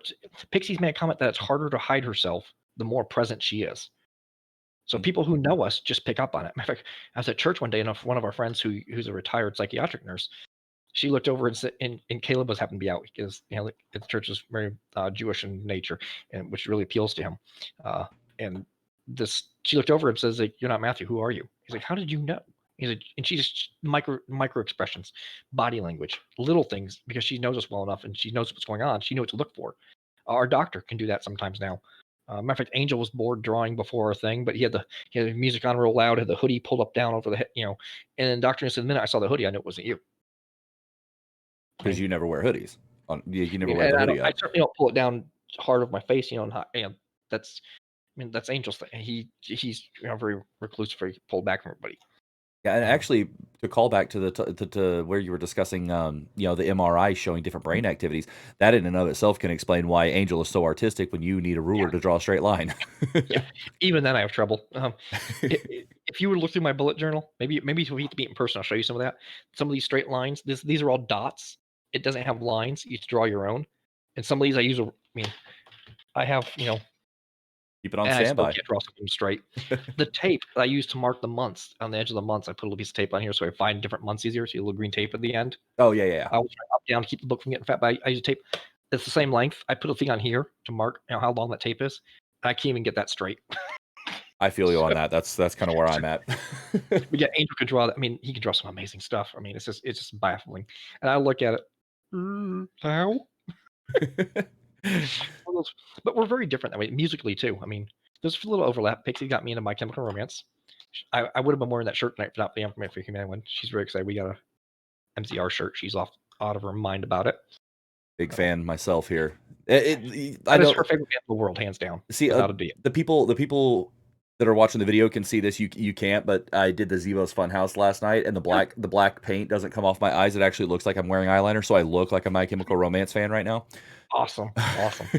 Pixie says you get your emo on. Yeah, sometimes you got it. It's not a phase, Mom. Okay, no, I'm kidding. She says it's not a phase. Emo's life. Remember the time you said that? She had the exact same comment. It's not a phase, it's life.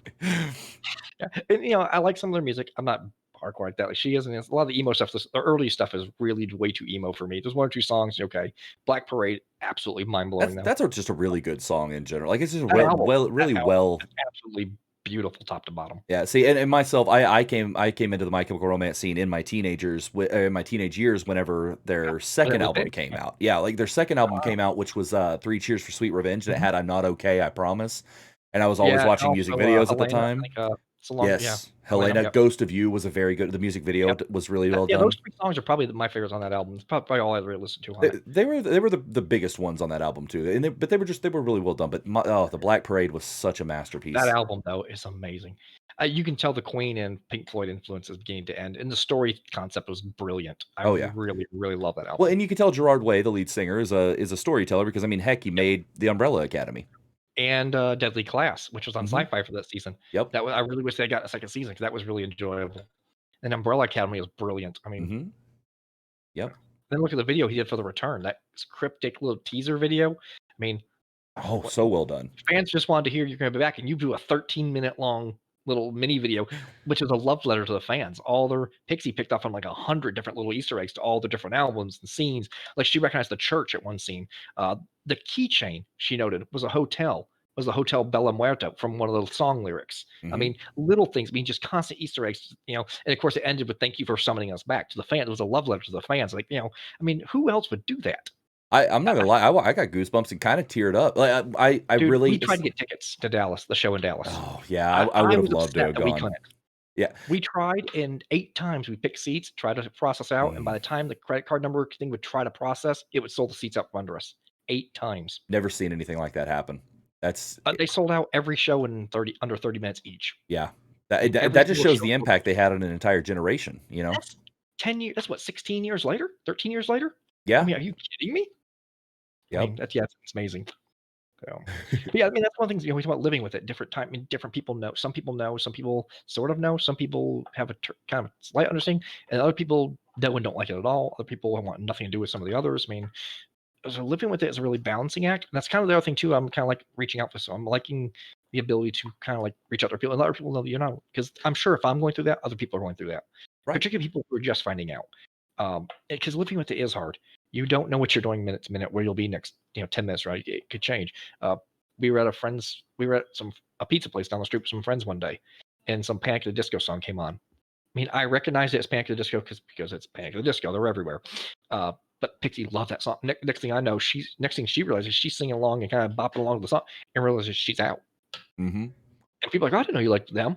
And she's like, oh yeah, yeah, they're all right, and kind of had to play it off. And she managed to get me back out to not completely, but that just happens. I mean, and there's nothing we can do about it. I mean, so discussing like the taste in music thing, like the whole quote unquote emo phase of music was very popular amongst teenagers. Do the different identities, given the gaps in time, like is there like a different like age level of development between the personalities? Or are you? Some of the core ones that are out the most tend to be around the same age, although they have memories of certain things at certain times. And we think there's a kind of a sliding going on.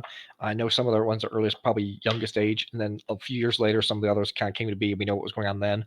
And Pixie makes note that when she met Kitten the first time, they were. She said they were suddenly the same age. It just sort of made sense that as we kind of age up until a certain point when things kind of settled down and got levelized and kind of stabilized a bit. Several of them would kind of age along with it as needed, but there are different ages. Pixie and them are in their early 20s, for example. They're a bit younger than I am, mostly because they were like 13 when they first met me a little over 10 years ago. So that's kind of so they're mid 20s now. Katya, for example, is several years younger than that. Chloe's 13, 14, and doesn't seem to be changing. She's still about that age, which is kind of odd. We don't know really what's going on. Although aging is not necessarily a common thing either. Some people have toddlers in their system because when something bad happened and it stuck that point and it never changed. So yeah, we have a wide range of ages, but most of them tend to be in that young 20s range, that 18 to 20 range right now. And because, and Pixie said they anchored their world to the outside without knowing it. When they started getting on like on Facebook and on YouTube and all this kind of stuff, and talking with other people, it kind of forced them to present the same way as you'd expect. I mean, you don't expect a 13, 14-year-old 2 years later to be 13, 14. So it kind of, as she put it, anchored our world to the outside, so much so that they didn't realize that they were inside. They didn't realize it was a different world. That was something different. They were getting online. They were seeing their computer, not my living room, my den. So they were seeing it and perceiving it very differently, even though the internet was the same thing and the events were the same things. It just wasn't the same to them. So there was enough that they didn't understand what was happening either. So, but yeah, so they do. So there are different ages ranging a little bit. Like Chloe's probably one of our younger ones, 13, 14-ish. But the taste of music changes accordingly too. I can look at some of our Spotify list, Angel stuff like Disturb, Breaking Benjamin, Nightwish, The Pretty Reckless, Deftones, all that kind of hard stuff. Pixie's got the emo pop punk thing. Her second favorite band ever, Fall Out Boy. She says those two are really close, MCR, Fall Out Boy, and everything else is a distant third in that genre. I mean, I have like Jars of Clay. You can't see it much. The picture over here is Sister Hazel. I don't know if you've heard of them. Wait, Sister Hazel, you mean hold on. All For You? Yes. Yeah. I grew up in the 90s, man. Okay, so this picture, I'm a huge fan of theirs, and their fan club was called the Hazelnuts for a long, long time Nice. before they changed the management thing of it. And they had a contest for their Hazelnuts one year to design a poster for a West Coast tour. I took the first place got a private concert. Second place got front row tickets to any concert that was closest to them or that they chose in the tour. Third place got a signed picture from the band. I took Nice. third place. Hey, third So place is I better than have a nothing, right? signed autographed picture from Sister Hazel for that stuff. I mean, I like Sister Hazel, Blues Traveler, Jim Blossoms, Oh that kind God, of, I love Dave Blues Matthews Travelers. Band. I'm more of Blues that kind of Travelers is stuff. still killing it, man. John Popper is still going God, strong. yes. Their Accelerated Nation album. See, people are going to be watching this thinking, oh, they're going off the rails. But no, there was a point in this music conversation. We had that Yeah. point. Well, like Caleb, for example, I mean, he's very religious, very, stoic, very collected. Mhm. Leonard Cohen is one of his favorites because of the Ooh, tone and somberness yeah. of it. Joshua Aaron, who's a Messianic Jewish, where he sings in Hebrew and English. Weinrib Brothers and Zusha, straight up Jewish music. I Does mean, he like Hebrew. Modest Yahoo? Yes, he does. I love He likes it. Modest. I think he's got a playlist that's not. It doesn't like it's been listened to a whole lot because it doesn't have a lot of plays on the count there. But he does have some of that stuff. Kitten likes a lot of that similar kind of stuff. That she likes a lot of Ed Sheeran, John Mayer, Plain White Tees, that kind of stuff. All of Indigo your Girls. playlists together are my road trip playlist. It's starting to sound Chloe, like. kill me. But this will show you Satin, all classical music. Why? I don't know why. Who knows? Except Moby, which is really weird. That's You got like Chopin, Mozart, Vivaldi, Moby. Maybe What? it's just because it's like the single name thing. One of these days you're going to see Cher. Chloe, the younger one, Billie Eilish, Avril Lavigne, 21 Pilots, One Republic. I mean, this pop stuff, Tattoo, Aqua. Oh my Aqua, God. for crying out loud. Are you kidding me? Tattoo and Aqua. Oh. Right? I don't understand that at all. So we all have different, we have different tastes, but we overlap in some places. Mhm. Like Fall Out Boy, I have tickets I was going to see in July, although it canceled till next July. The Hella Mega Tour, Weezer, Green Day, and Fall Out Boy. I got tickets to that. I mean, I grew up at Weezer, Green Day, and Fall Out Boy. For crying Right. out loud. Yeah. And that's an epic lineup. The three of them together is fantastic. Oh yeah. See, when I the last like big concert I went to was Edgefest in Dallas in '09, and it had 5 headliners. And like while Wow. they could kind of sound, so there was like 16 bands in it. It was like noon to midnight. There were 2 stages, and they would just go back and forth on the stages. And the 5 headliners were Shinedown in Blue October. So those are kind of like more recent at the time because this was like back in Yep. '09. Angel like check out. So here's a playlist for them. Oh, nice. So yeah, so Shinedown, Blue October, and then Korn, which was Yeah, still Korn is relevant at the fantastic. time, but Korn was big in the 90s as well. Yep, And they're then huge. Yep, the new rock. 311. 311 was one of the headliners. God, like that took me back to my childhood. And then who was it? Papa Roach was the other one. So it was like I remember that. it was kind of like a wide array of all this rock music I listened to from like my childhood to my That's adulthood hilarious. as these 5 headliners. I was like, my goodness. Yeah, our little Spotify, randomly picked based on what you like thing is absolutely insane. Oh god. My Discover All Weekly and these very Re-Release old Radar every music. week is so scattered. I mean, you can go from I mean, I looked at one time, I went from, like, Linkin Park to, like, classical piano to, like, MCR. I'm like, "Are you freaking you're gonna kill someone." You're gonna give someone just a complete stroke trying to figure out what the heck's going It's like on. the This is FBI hilarious. agent watching us is having a breakdown right now. That's "What? What? No, no, this makes no sense." That's DID. It makes no sense, but it makes perfect sense. It's Yeah. that contradiction, it's that knowing and not knowing, it's that contradiction of making sense and not. That's daily life. I mean, Yeah, and I mean that's important. Again, that comes along with like the destigmatizing and understanding that a lot of people don't have. You know, a lot it's you know, important. and it goes beyond that. It goes into deeper things too. Religiously, for example. I mean, I grew up non-denominational because of things going on. I don't follow that now. I follow more of a Messianic Judaism style thing, not quite to the extreme like Caleb and Kitten, of almost Orthodox, particularly inside. They tried to do that outside when they're out. Pixie, Kim are very non-denominational. They're just mainline whatever. Chloe seems very universalist. I mean, we got two that are Catholic. I mean, I got for Saturn, we got a rosary. I've never been Catholic. I know nothing about Catholicism. I mean, it's just one of those things. I mean, we have different views. So, even fundamental things are different. So you have to kind of take into account what everyone thinks and believes and feels on things, which is a really difficult. I mean, imagine having to stop and ask yourself, you know, do I really think this about any given topic? But then having to write it down and wait for a response because it's going to be a very radically different answer sometimes. So since we are kind of on the topic, I'll go ahead and instead of saving this for later, I'll go ahead and ask a couple of the questions I had based on religion about this. So you said Caleb is primarily Jewish, correct? Like Mhm. he's Jewish. So out of respect for Caleb, do you observe like eating kosher stuff and I do whatnot? that. Like I agree on that anyway. So at least Okay. the biblical side of it. I mean, we don't eat pork or anything like that, shellfish, that kind of stuff. So I, how I'm how a fan anyways. crazy do the holidays get? Because I know a lot of different a lot of different denominations or religions or Yeah. whatever you want to call it, but practice very differently throughout the holiday season between Hanukkah and Yeah. Well, for example, Christmas and Christmas is not a biblical holiday. well, that is very true. It's a There's no pagan one, biblical but backing for it. It's pagan. It came out 300 years later. There's absolutely nothing biblical about it. so does that Santa take Claus the does that is take not. the ease of celebrating Christmas off of your shoulders by being able to kind of maybe Somewhat because some of the family does. okay. But like Dixie and them love it. I mean, they're non Christian. They see the Christian meaning of it, and that's what they celebrate. And Mhm, so Catholic, she's Catholic. Lent is a huge thing. mhm, Advent is a huge thing for those. Advent, yeah, Advent's Christmas, Lent is Easter. I again never been Catholic, trying to get that straight. But I mean, but yeah, they have very fundamentally different beliefs. That we have we do the Hanukkah, we put the Hanukkah one of that's gonna be early next month because it's very meaningful to them. And from my perspective, leaning towards Messianic Judaism, kind of more the original roots of Christianity, which is what I follow. That's something that they would have done with the Jewish believers for the same reasons. right. So I do it in that context, but it's also very meaningful to them.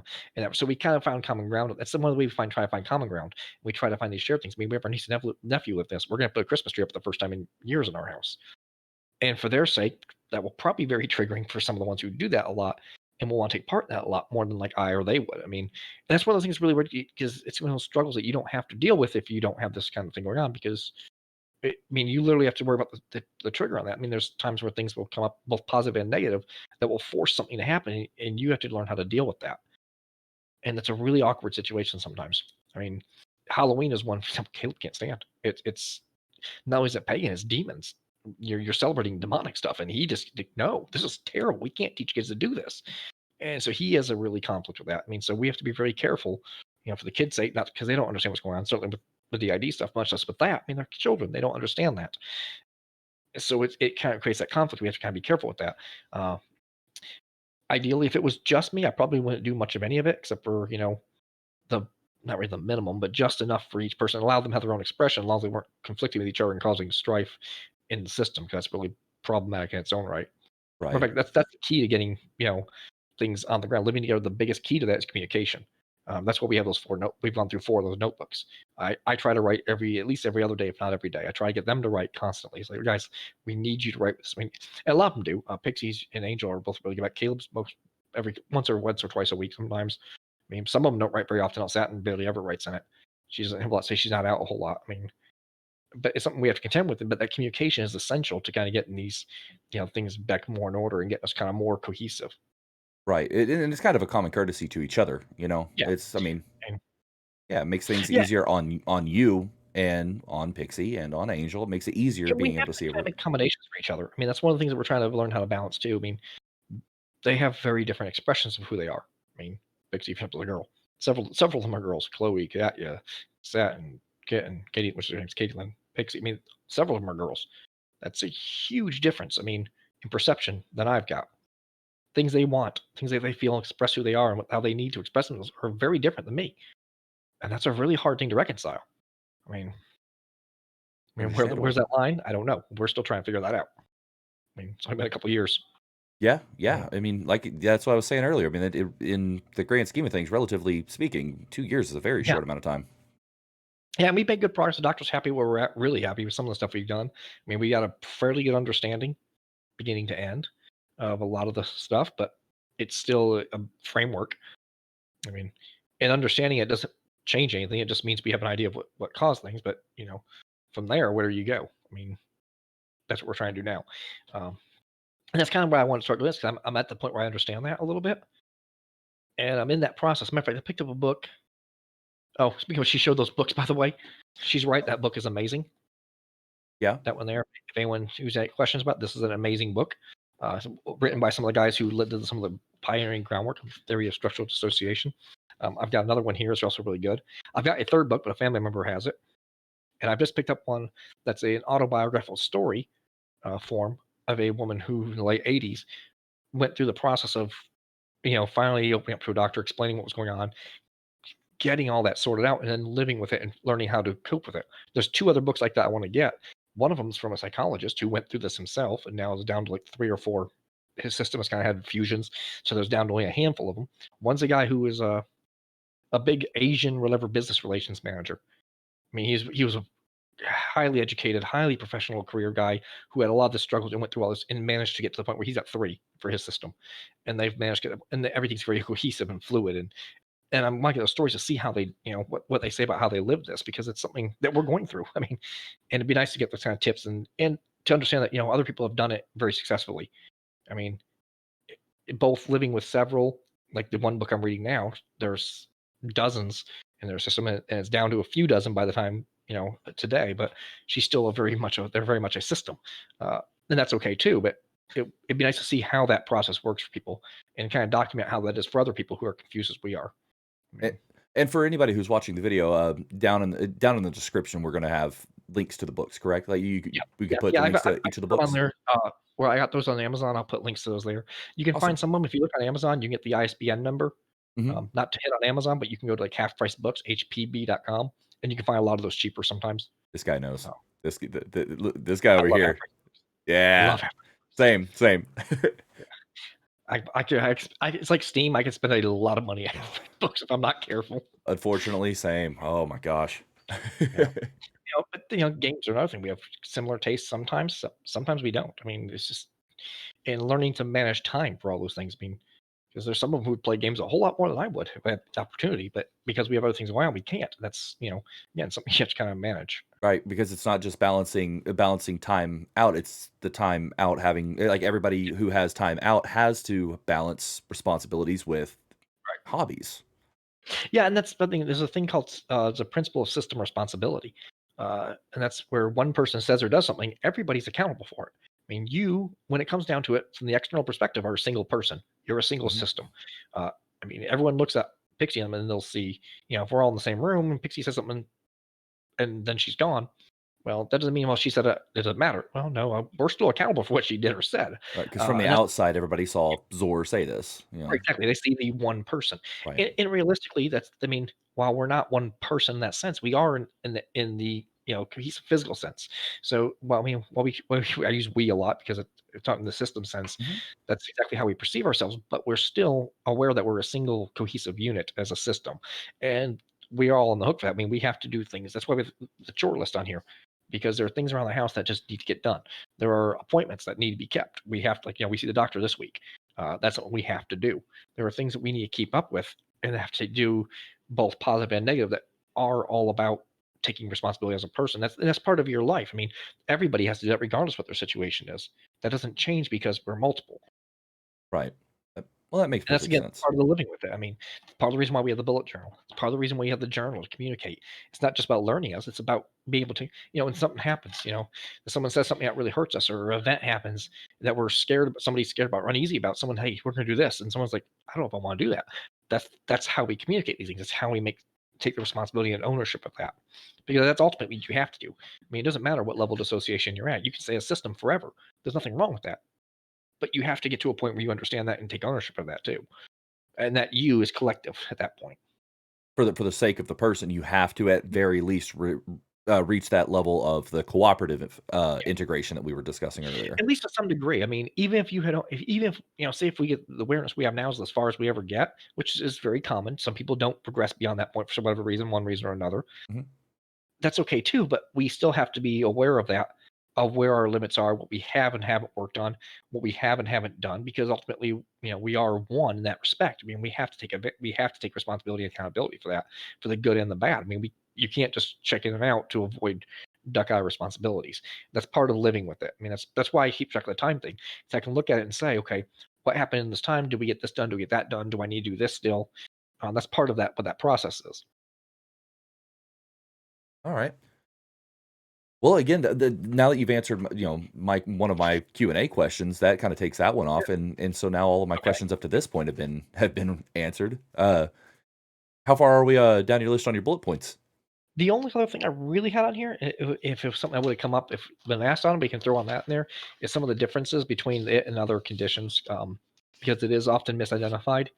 That's good, because People, that was a question I one of the ones I was going to ask is because when I've brought up, after discussing with you and learning a little bit about this, I've talked to some people about DID, and it seems like there is a lot of confusion that people want to misrepresent it with another disorder. And correct me if I'm wrong here, but it seems like, at least in my neck of the woods, it seems like for some reason it gets confused with schizophrenia a lot, and I think it's because people don't understand schizophrenia as much as they think they do. correct. I think there's a distance on both of those, to be honest. Mhm. Schizophrenia, the big difference is the hallucination thing. And people will assume, because like when I hear pixie, that I'm hearing an auditory hallucination of something that's not there and it's external to yourself. And that's where schizophrenia differs dramatically. Schizophrenia, one, it can be genetic, as far as people think of this, as far as we know to this point, it can be genetic or brain chemistry. It's something that's entirely irrelevant to any. You mean your life could have been perfectly, absolutely brilliant, wonderful life, nothing ever gone wrong. Literally everything you ever did turn to gold, and still be schizophrenic. Mhm. This is not formed that way. This is actually formed as a response to something, not just existing on its own. That's one of the fundamental differences, first of all. But secondly, in how it operates is very different. The system operates to protect the whole. That's one thing I mentioned Mr. Robot earlier. That's one thing that the show did really brilliantly, is the characters that you see in the system of Elliot Alderson. You see it, Mr. Robot, and the Architect is what the name for, or Mastermind, I think they call the one. The things they're doing, while they seem really grandiose and really horrible in the real world, what they're trying to do is all about protecting the system. It's about saving the world. It's about making the world better to protect the system, and that's really what it's all about. Um, when sometimes it's misguided, sometimes it's misunderstood, but that's all. I mean, whether or not they fundamentally even understand that, it's always a subconscious level thing. That's what they're trying. Paying Pixie's around to protector mode for us. That's what when things are really scary. She's tends to be the first. People just joke online.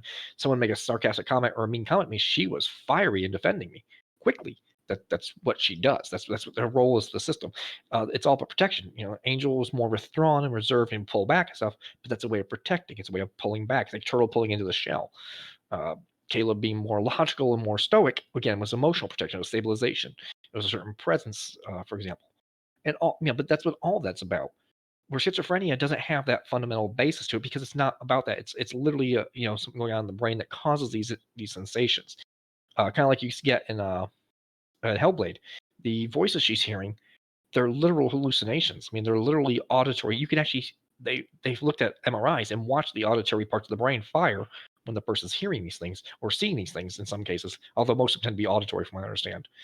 The other one it gets mixed up with a lot is BPD, borderline personality disorder. Mhm. And that's a dysregulation of emotion. A person won't be able to regulate, from what I understand. And I'm not really well versed in that because I haven't looked into it, 'cause it's never been relevant to me, but it's a lack of emotional regulation, or not clearly identifying emotions or keeping them in check very well, and they seem to snap from one to the other. Well, that's not an identity thing. The person doesn't fundamentally change who they are in the process. It's just the emotion heightened or are very enhanced emotional effect that's not changing who they fundamentally are or how they see themselves. Uh, and that one people tend to miss a lot too, because they tend to see these very dramatic changes in personality. Pixie's much more outgoing than I am, for example. I keep using her as the example because you know her. Um, Angel, yeah, I'm sure when he talked to you, probably didn't talk very much. Probably periodically post something here or there, but probably was not nearly as talkative as Pixie. But those aren't just the emotional state. It's something kind of reserved about who they are as a person as well. Okay. So people will see these not understanding that and will kind of say, well, it's just your emotion changing. Well, no, it's far more fundamental than that.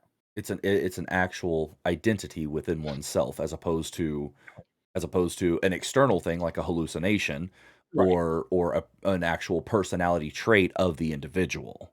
Right. Yeah, and then BPD tends to be mostly personality things. It's all about the same person. It's different emotional states of that person, and typically a dysregulation emotion. Often a big amplification of it. Overzealous about something, or overly angry about something, or completely without emotion on something, and it has a really uneasy, uneven, illogical kind of pattern to it because of that. But it's ultimately the one person still, and it's never a different. It's not like I'm the angry person. It's like not like they have a Hulk and a Bruce Banner type reaction. It's still the one whole. It's still the one set. It's not even a collective whole. It's a single whole. Expression on it. Okay.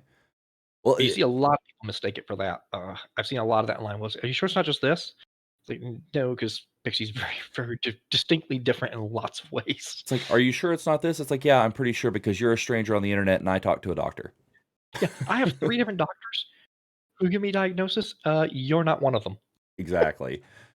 And so, were there any other things that people get them confused with, or are those the primary two? Those tend to be the 2, and like I said, and people who have it, who don't understand what's going on, even could think that sometimes. I mean, you know, it's funny because one of the things, the very first opening act of Mr. Robot, for example, he turns and says, "Hello, friend," and he starts talking to you and telling you things as if you're there, as if he's talking, in that sense, and I do that all the time.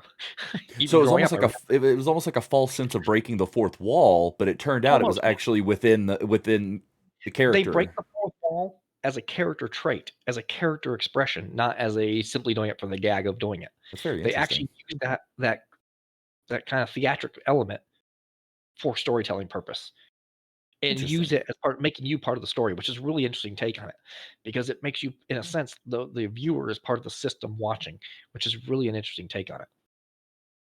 That is really interesting. Well, so if those were the primary one, and like you stated earlier, another thing is because I think people would actually this was something I honestly would have confused as well, is Mhm. that it used to be known as multiple personality disorder, Yes. but they did change the name of it. So multiple personality Yes. disorder is not a separate thing. It was just Correct. renamed to dissociative identity. Yes, and I don't remember when that happened. Sometime in the late '80s, early '90s, I think that changed, and they did that. They wanted to change the focus from the personalities To the to identities. make it a more cohesive because while they're because personalities tends to separate them from the person, and in reality, it's not this. It's they're all there, but they're all connected, even though they're not the same. And it's a different sense of identity of the whole, and that's what they're trying to kind of get at, and that's probably why they renamed. That's part of the reason why they renamed it. Okay. See, and that's I think is important too because I think that some people might hear this and think, well, what this sounds like a lot like what I've heard multiple personality disorder is, and it's like, okay, well, that's because it is. So they Same just changed the name. same thing in the sense that it's the same disorder, just renamed to be more accurately presenting what it actually is. Interesting. So, Okay. and you'll see some shows. There's a show that's apparently really terrible, Ratchet, I think, or something like that. Oh God, It I've takes heard place in about the that. 40s. It takes place in the 40s, and they call it multiple personality thing. People, "Well, that's wrong. It's not that." It's like, well, in the 40s, that's what they called it. It So was. for Yeah. acting, they call it that. And apparently, that's one of those bad ones where she kills because she has it. She kills. She's a monster. She kills people. That's you know one of those really terrible things that Hollywood tends to do. I think there seemed to be so there was like a random time in Hollywood around the mid to late 2000s that seemed to really use that as a cop out for the back like what was I want to say there was a Robert Downey Jr. or not a Robert Downey Jr. a Robert De Niro movie that was like that where he turned out to be the bad guy the whole time and there was a Johnny Depp one I think was A Secret Window turned out kind of Yeah. the same way and it kind Well, of seemed like Fight Club. there was like a whole little cluster of movies that were like that in that very same time frame, and then it just all kind of went away or went by the wayside. So I don't know if maybe somebody came out and said, "Hey, listen, guys, this This is is horrible. stop Yeah. this. You know, this is not Yeah. right." Fight Club is a good example Yeah, of that. Fight I Club's a mean, very good example. That might be that's that'd real. be the best example of all of them because it's the most popular one, in my It's opinion. very well known. It doesn't present DID very well at all. It's not very accurate at all in many cases. And there's arguments whether or not that's more of a schizo thing because it kind of onsets suddenly. And that's another major thing too. Remember we had kind of an argument and the AFH thing shortly after I got there because they did the big anime thing right Mhm. after I got there, and they listed Perfect Blue as she has DID. No, she doesn't. The producer chick in it. No, she doesn't.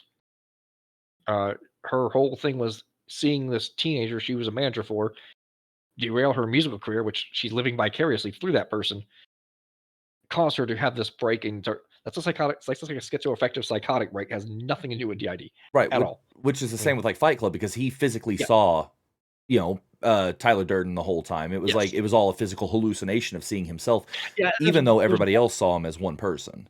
Right. There's one or two scenes in Mr. Robot where they sort of play on that. One where he's Christian Slater's character, Mr. Robot, is kind of approaching me. He gets him from the wall, choking him, and they show us flash for a moment where he's doing it to himself. That is probably one of the few moments where it really kind of breaks that highly accurate thing because you don't get that very often. I mean, not that self harm isn't a thing. It does happen. I mean, as I showed you earlier, Mhm. it happens, but it's not to that degree, and it's not that kind of dramatic. Arguing with yourself, doing that. That was a bit more extreme. But that was for the sake of the narrative of the story. And again, aside from those few little things, that show is really, really good for that. It Yeah, does have some you're never gonna get, content. like, You have to be 100% careful, accuracy. You're never gonna get that, like, particularly in a TV perfect show. right. Yeah, Right. alright, well, so in that case, I do have a couple of questions, and what I'm gonna Okay. do, I'm gonna go ahead and give this the disclaimer right now in the video that if any of my questions do end up, pushing too far, I will edit them out, so if you see a Okay. break in the video, that means I asked something that was, a little out of line, so if I do that, I genuinely apologize, but, out of curiosity, If there is, me I'll let you know and just not answer it. So there you go, exactly, yeah, you could just not answer it, and we'll edit that part out, move on, um but one thing that we typically talk about, actually, me, you, and Pixie specifically talk about a lot is politics. And I don't want to dive into oh politics no, themselves. I don't want to dive and into you are like gonna put us in trouble, aren't you? right. I'm not going to dive into political views in and of themselves. But I do want Okay. to ask. So, like, say you, Pixie, Caleb, Angel have different opinions on a particular political candidate or something during an election cycle. That happens. Do you, as the host, ultimately just get the say in who the vote goes to? I mean, I could technically, I guess, but then again, if one of them were out and they were out the time we were voting, they could do the same thing. So sort of no. Um, Do you put it up to uh, like a vote amongst yourself? Sort of. We talk about things. There were a couple times that we've had to really, I mean, like serious. I mean, and really kind of get. Fortunately, we tend to have a fairly similar mindset on most of that. Um, we do have some that would be staunchly one way or the other. Mhm. Um, which kind of conflict sometimes. And some of the reality of some of our situation causes extreme disconcern for certain, certain views on certain sides. It's really confusing, both religiously and politically. So there's a lot of gray area. We tend to vote for the individual liberty side anyway, um, because basically the person that will leave everyone the hell alone, Okay, okay. It's because we it think everyone should have the right to be who they are and leave each other alone. That's why we tend to vote for the very libertarian or Constitution Party type people. okay. And see, that's why I wanted to avoid, like, too much, Yeah, one way or the other. I was just yeah, curious, like, because because we do have the to way let go of certain things. The American voting system sees it is one body, one vote, so I wanted to just kinda get an idea of how And y'all and decide. realistically, that's the best way to do that, to be honest. As much as, it would be nice to have each person in the system represented that way, in Mhm. reality, you can't Because because people there's would exploit it. people to exploit it, yes. And when it comes down to, things like taxes, we are one body, one tax. You know, Mhm. we don't get taxed multiple times. I mean, for being multiple. I mean, if they did that, then I'd absolutely say, yes, give me a vote for each person in the system. Right, They representate tax me for taxation. everybody. Yeah. But we're a single, so we're a single entity in that regard. So it makes sense to have a single vote in that. Okay. So yeah, and so yeah, there's discussions on that. There are times that there are not so much this time around. I think we are mostly in agreement for the most part on this. Um, there were some who disagree with certain things we voted on, but for the most part, that's not an issue. And for the sake of keeping the peace and for the sake of kind of unity thing, it wasn't a big deal anyway. So, but those are the kind of issues we have to talk about.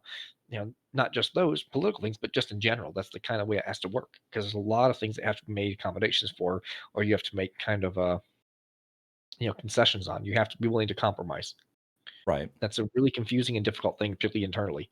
I mean, That's Okay. understandable. Well, my final question is it's a little bit more lighthearted. So I've noticed It's not that about the potatoes behind you, right? no. These have been here the whole time, and people are probably genuinely curious. But when you mentioned Dune earlier in the conversation, I leaned forward to show Duncan behind me. Uh, but no, this is a little bit more of a lighthearted question because I've noticed that in a lot of the social media for the Mhm. system, you're referred to as the Neverland system. Yes. I'm kind of curious as to Um, where that name came from. I didn't know if well, it was Pixie's doing, given the name, but yeah, I don't know exactly how we settle on that. Honestly, I think it was that or Wonderland. Mostly because I loved the Wonderland books growing up. Those are some of my favorite stories. By the way, the Disney movie is terrible conveying those books. The Johnny Depp movie is just plain bizarre. The two books, Through the Glass Darkly and Alice's Adventures in Wonderland, are absolutely cool.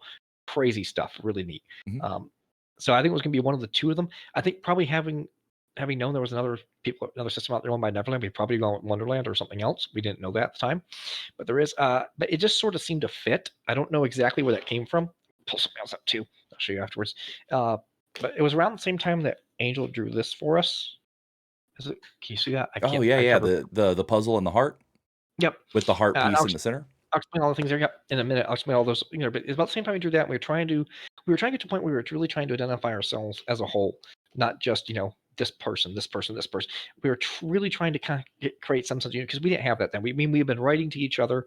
We've been talking to each other for decades at that point. We've been writing to each other recently. We'd only been recently aware of it. And we came up with that name probably about uh, a year ago. We finally decided that. And we kind of formally, officially decided it when we did that video for interviews. I just, oh yeah, we don't officially have a name for this. And she asked if it's a system name. I'm like, so we kind of threw it just felt natural. I don't know. It just simply kind of like their names. I mean, I didn't think of names for them. They just kind of, when I first met her, my name's Pixie. Okay. That's actually her name. Okay. It's not like a nickname or something. Kitten, that's her nickname. Her name's Katie Lynn. Kaitie dash Lynn. Two eyes, two parts. Very particular about that. So we just call her Kitten. It's easier, but it's a nickname. But there's names they just had, and that's very much the same kind of thing. It wasn't like we sat down and chose, "Hey, this would be fun to have." It reminds us of this. It just sort of naturally fell together. Okay. Yeah, because I noticed because I saw TikTok on Twitter. I've seen it pop That's up, and I knew those are it. those are relative. The TikTok one especially is relatively new, only because we found that one of the systems that we catch occasionally on Twitter, they do almost all that on TikTok. So we kind of pulled over that just to see their stuff because they're really funny. What's Fragmented funny is ideas. y'all never told me that nobody in the system ever told me about the Neverland thing, but I figured it out. Like Oh yeah. I managed to just put it together. And when I saw like, and How do you what's that? Again? How do you not see that in the AFH Discord, dude? I'm not as active on any Discord as I should be, if I'm being I 100% can honest. tell. I'm not even Yeah, active on my own. But I'm not on my own either. So no, I saw whenever I was going through some notifications on TikTok, I saw and I opened up and I saw that that you had a follower from another Mhm. system that Several actually on our stuff. Yeah, I yeah, don't know about TikTok. I don't look at it very often. yeah, on TikTok. I just saw it I think this morning actually. I opened up Oh, and we I have a was like, follower. "Oh, hey, there we go." And then We have a follower. Woohoo! We haven't yeah, posted anything. and the name signifies that it's another DID Just related separate. account. So That's our Instagram is the same way. We have tons on our Instagram. We've gained several. Matter of fact, we actually made Pixie posted something on Instagram for that conference thing. There was a chat. There was something that they talked about, and she went and posted it on there. And someone she knows on Facebook that doesn't know about us sent her a message. Hey, what's this? And she accidentally outed herself. Oops. So she deleted it off there, off her thing, and we turned around and made a system one to separate that, to keep that, because there's a lot of people who don't know. And I don't know if they'll see the YouTube that's based with the channel either for the system, because this is kind of this will be a shock to a lot of people if they saw it who know me, because most people don't know this yet. So this may be a really surprise coming out kind of thing for people. So surprise.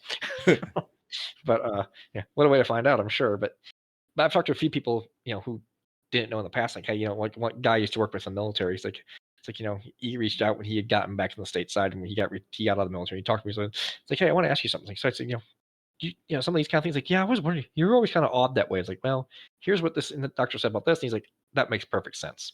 Which I didn't know to be happy or insulted by that, to be honest. So wait, do you think wait, is that good? so Sort of?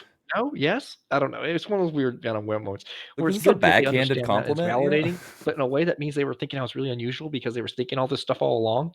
It's one of those odd moments. Right? But It's yes, we made that separate account for that.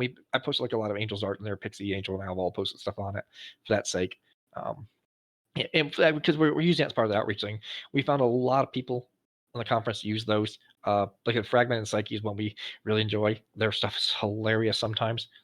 They'll like the potatoes.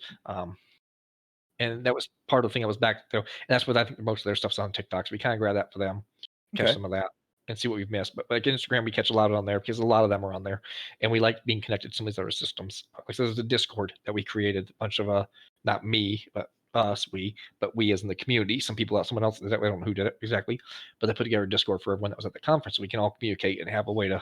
And that was really kind of thing we ought to plug into more. So we kind of pull those out to plug into that.